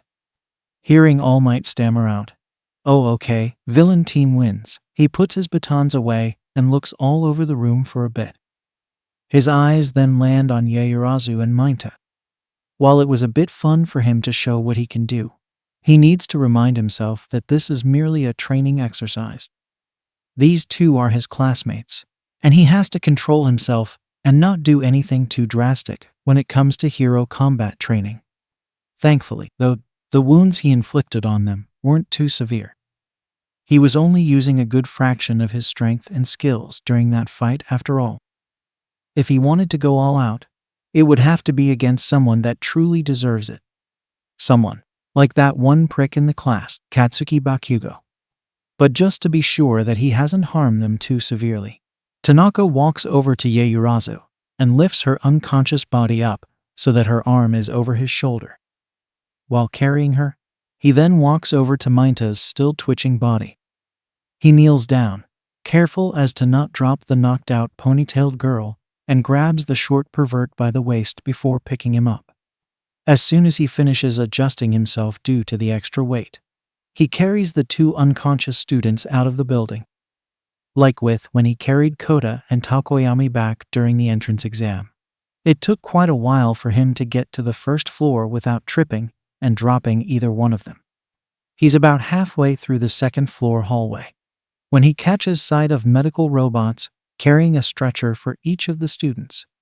"Pardon us," one of the medical robots says to Tanaka. "But could you please place those two on these stretchers for us? We will take it from here." "Of course," he answers politely. He immediately gets to setting Yaoyorozu on one stretcher, while setting Mainta in the other. "Thank you, sir," the medical robot quips out. "Hope you have a great day." And with that, they carry his classmates straight to Recovery Girl's office. He, meanwhile, may as well head back to the observation room so that he can stand by for the class evaluation. Observation room.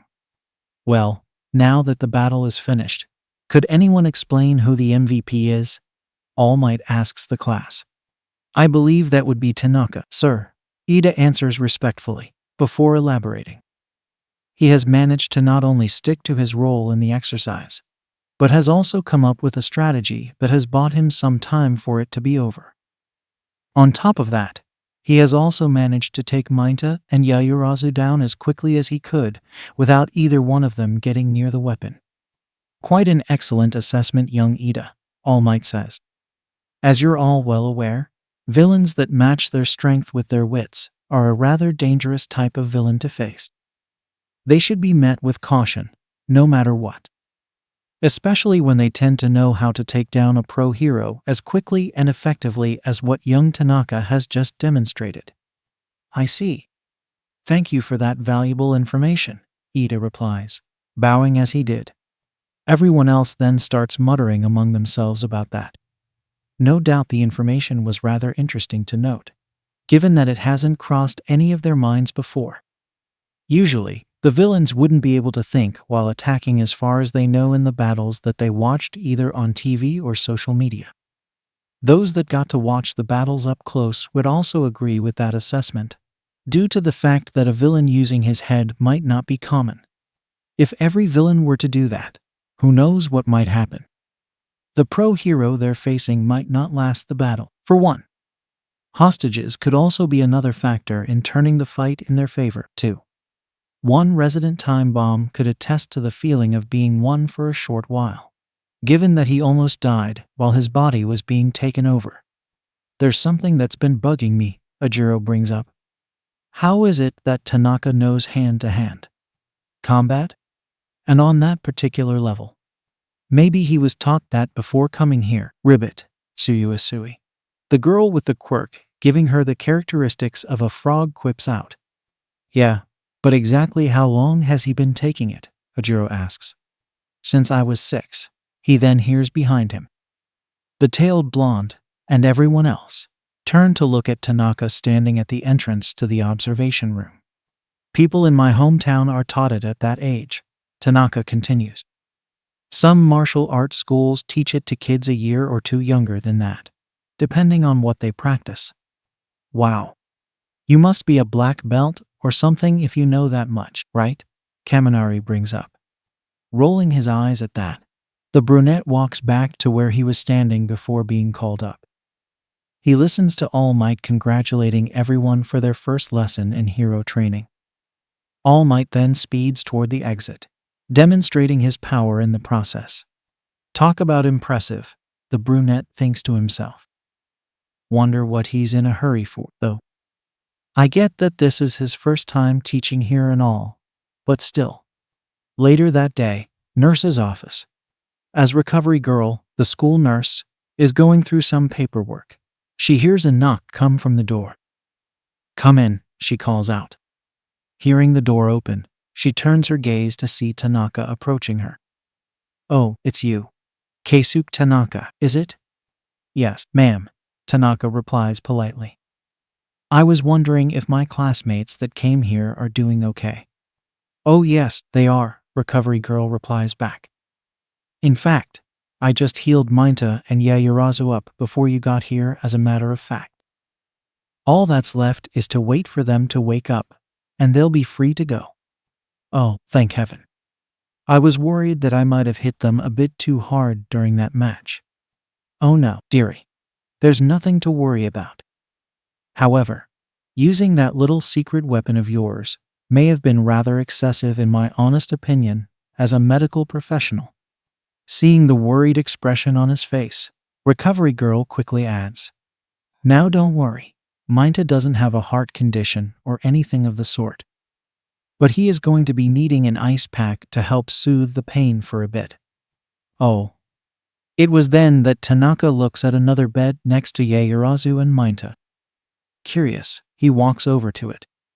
He then finds the unconscious body of his other classmate, Izuku Midoriya, lying on it. His right arm is placed in a cast, while an Roman IV tube is hooked into his left arm. Oh God, the brunette mutters, placing a hand to his mouth. I had no idea his quirk can cause this much damage. It doesn't surprise me, the school nurse says, walking over to the bed. It's only been the beginning of the school year, and he's already been in my office 3 times. Honestly, what is it with kids today? Being so reckless like this is something that eludes me. 3 times. When was the very first? It was sometime after the entrance exam. The young man ended up destroying all of the bones in his arm while trying to save another examinee, after he used it to destroy the 0-pointer. What? Midoriya destroyed a 0-pointer, like I did? Tanaka thinks, shocked at what he just heard. It may have taken up a lot of his stamina, but I was able to heal up his wounds before treating him for the rest of his injuries. You were a lot easier to patch up, though. The same with those boys that you rescued. Tanaka says, remembering that moment for a short bit. I just wanted to make sure that no one got hurt too badly. That's all. Recovery Girl nods to that statement, agreeing with the boy about wanting to ensuring the safety of other students. After all, it is her job as a nurse. Part of that job is to prevent any life-threatening injuries from happening to the students. Will he be okay? Tanaka asks, still worried. Of course, dearie, Recovery Girl responds in a reassuring tone. Once his wounds have healed up and the Roman IV is finished helping, he'll wake up and be on his way. Which is precisely what you should be doing right now, young man. Not needing to be told twice, the brunette walks out of the room and heads back to the classroom. A classroom. As the last of the afternoon classes came and went, Tanaka can't help but think about Midoriya's physical state after seeing it. He is a late bloomer, sure, but did his quirk seriously had to have a drawback that destroys the bones in one's body after using it? Something tells him that the brunette is going to spend some time learning to control it better. He might need to do that in the near future, since there may come a time when he needs to save someone. Hopefully, it wouldn't be too soon in their school year.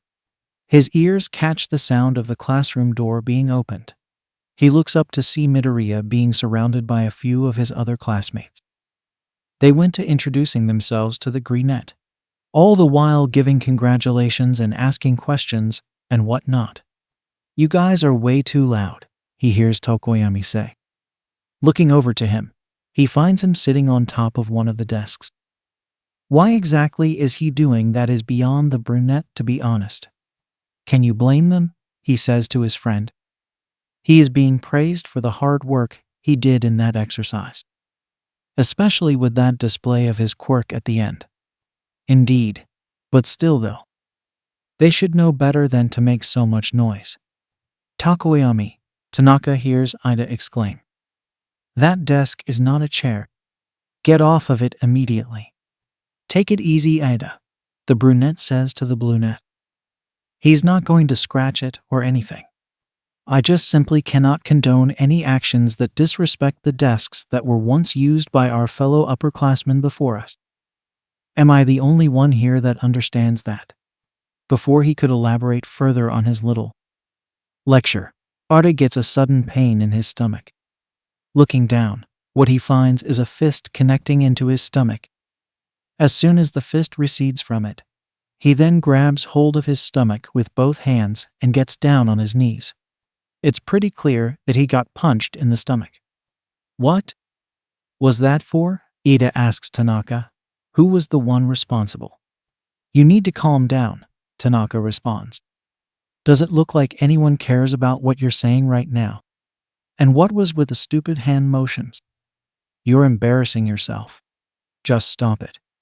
Tanaka sits back down, going through the latest classwork while he's at it. He was about halfway through his mini review of his notes when he looks up to see Midoriya walking up to him. What could he possibly want with him? Can I help you with something? The brunette asks. Well, it's just, I wanted to say thank you, Midoriya says, a bit nervous. For what? Stopping Bakugo from getting to you? Why, yeah. I wasn't expecting somebody to actually take down Kachin as quickly as you have, the brunette answers. It was pretty impressive that you managed to grab hold of him like that. You must have some skills in self-defense and hand-to-hand combat, from what I can guess. Tanaka smirks at that, before saying, Shuik, well, you must have some good analysis skills, if you were to deduce something like that from seeing what I can do only once. Well, I happen to be a huge fan of heroes, that's all, Midoriya stammers out. I tend to do something like it as a hobby. Hath they? You should be more careful with that hobby of yours in the near future. Otherwise, someone might use it to do a whole lot of damage. All right. Oh, by the way, I'm Izuku Midoriya. Keisuke Tanaka. Later that night, Lodal, Bosthier District. When it comes to areas in Lodal that are the most prominent, the Bosthier District is one such place. As the resident red light district, it is home to the typical sexual-oriented businesses that include sex shops, strip clubs, and adult theaters among them. It's also home to abandoned and run-down buildings, as well as remnants of complex roads that are hardly used whenever festivals and celebrations aren't involved. One such run-down building, an apartment complex, is home to two villains that are currently living in one of the apartments. They happen to be sitting on a bed, reading an article on the newspaper that has caught their eye. Look at this babe, the female villain says to her boyfriend. All Might got himself a new job as a teacher for UA. Hi. Yeah, I noticed, the boyfriend replies. Who would have guessed that the symbol of peace himself would want to teach a bunch of little brats?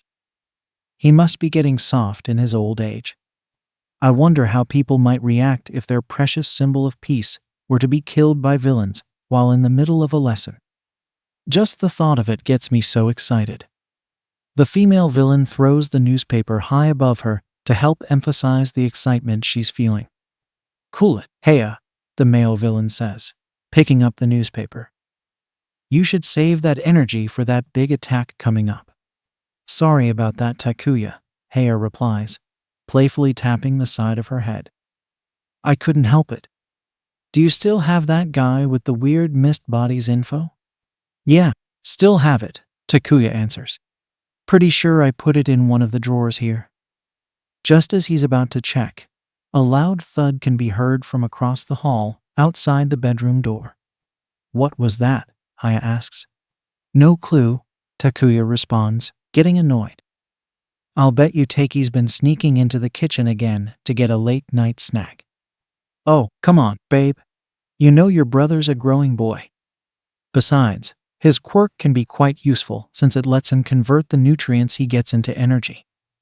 It would cause quite a huge bang if he can use it all up in one big burst. Takuya smirks at that. Yeah, you're right. I should probably tell him to hold it on the carbs until that mist guy calls us. Getting up out of bed, he walks toward the bedroom door. He only opens the door for a short second before a sharp knife slashes through his throat. Blood spurts out of the gaping wound, while he falls to the floor, dead. Takuya. Haya stammers out in shock and fear. Looking up, her eyes widen in even more horror upon seeing the assailant holding the blood-stained weapon. As the assailant comes closer to her, she scoots back even further to the head frame until her whole body is placed on it. No, no, no, she screams out. As she lets out a blood-curdling scream, loud enough to be heard from across the complex, the assailant gets on the bed and lunges at her with the knife, going for the kill. 15 minutes later, police cars are strewn all over the apartment parking lot, with police officers coming in and out. Apparently, someone made a call to them about hearing a blood-curdling scream coming from one of the second-floor apartments. They weren't sure what may have happened after, but it was to cause concern. One police detective, a man in his late 40s with short brown hair and hazel eyes, going by the name of Daisuke Ikawa, is in the middle of smoking a cigarette when one of the other officers came up to him and saluted. What seems to be the problem? Ikawa asks. We found 3 bodies inside, the officer answers. 1 in the hallway, the other 2 in the bedroom. Looks like all 3 of them were slashed with what appears to be the same weapon. After letting all that information sink in, the detective asks another question. Anything else that you found? The officer nods in an affirmative before continuing. The doors and windows were all locked from the inside, aside from the kitchen window. We believe that's how the perpetrator got in. Did anyone manage to get a look at the perp? Ikawa questions, raising an eyebrow. No, sir. Whoever was responsible left the scene somehow before anyone could do so. Gritting his teeth in anger at that, Detective Ikawa walks inside the complex to see the crime scene for himself. The officer follows after him. After getting inside, he sees the following. Slumped on the wall in the hallway, lying in a pool of his own blood, with a large knife wound to the chest, is the dead body of Keisuke. An expression of shock is plastered on his face, which is most likely what he was feeling as he was attacked and killed. Walking across the hallway, being careful so as to not step in the blood. Once he gets into the bedroom, he looks down to see the body of Takuya Tsukabenji on the floor, with the slash wound to his throat, lying there on the ground with a pool of his own blood underneath it. No doubt whoever attacked Takei went after his brother as soon as he opened the door to the bedroom. Shaking his head a bit, he looks to his left. What he finds is something out of a horror movie. Oh God, he mutters in a horrified tone. What he sees is the body of Haya Ekisato, with her intestines ripped out and splattered all over the bed sheets. A large X is drawn above her head with what looks to be her blood.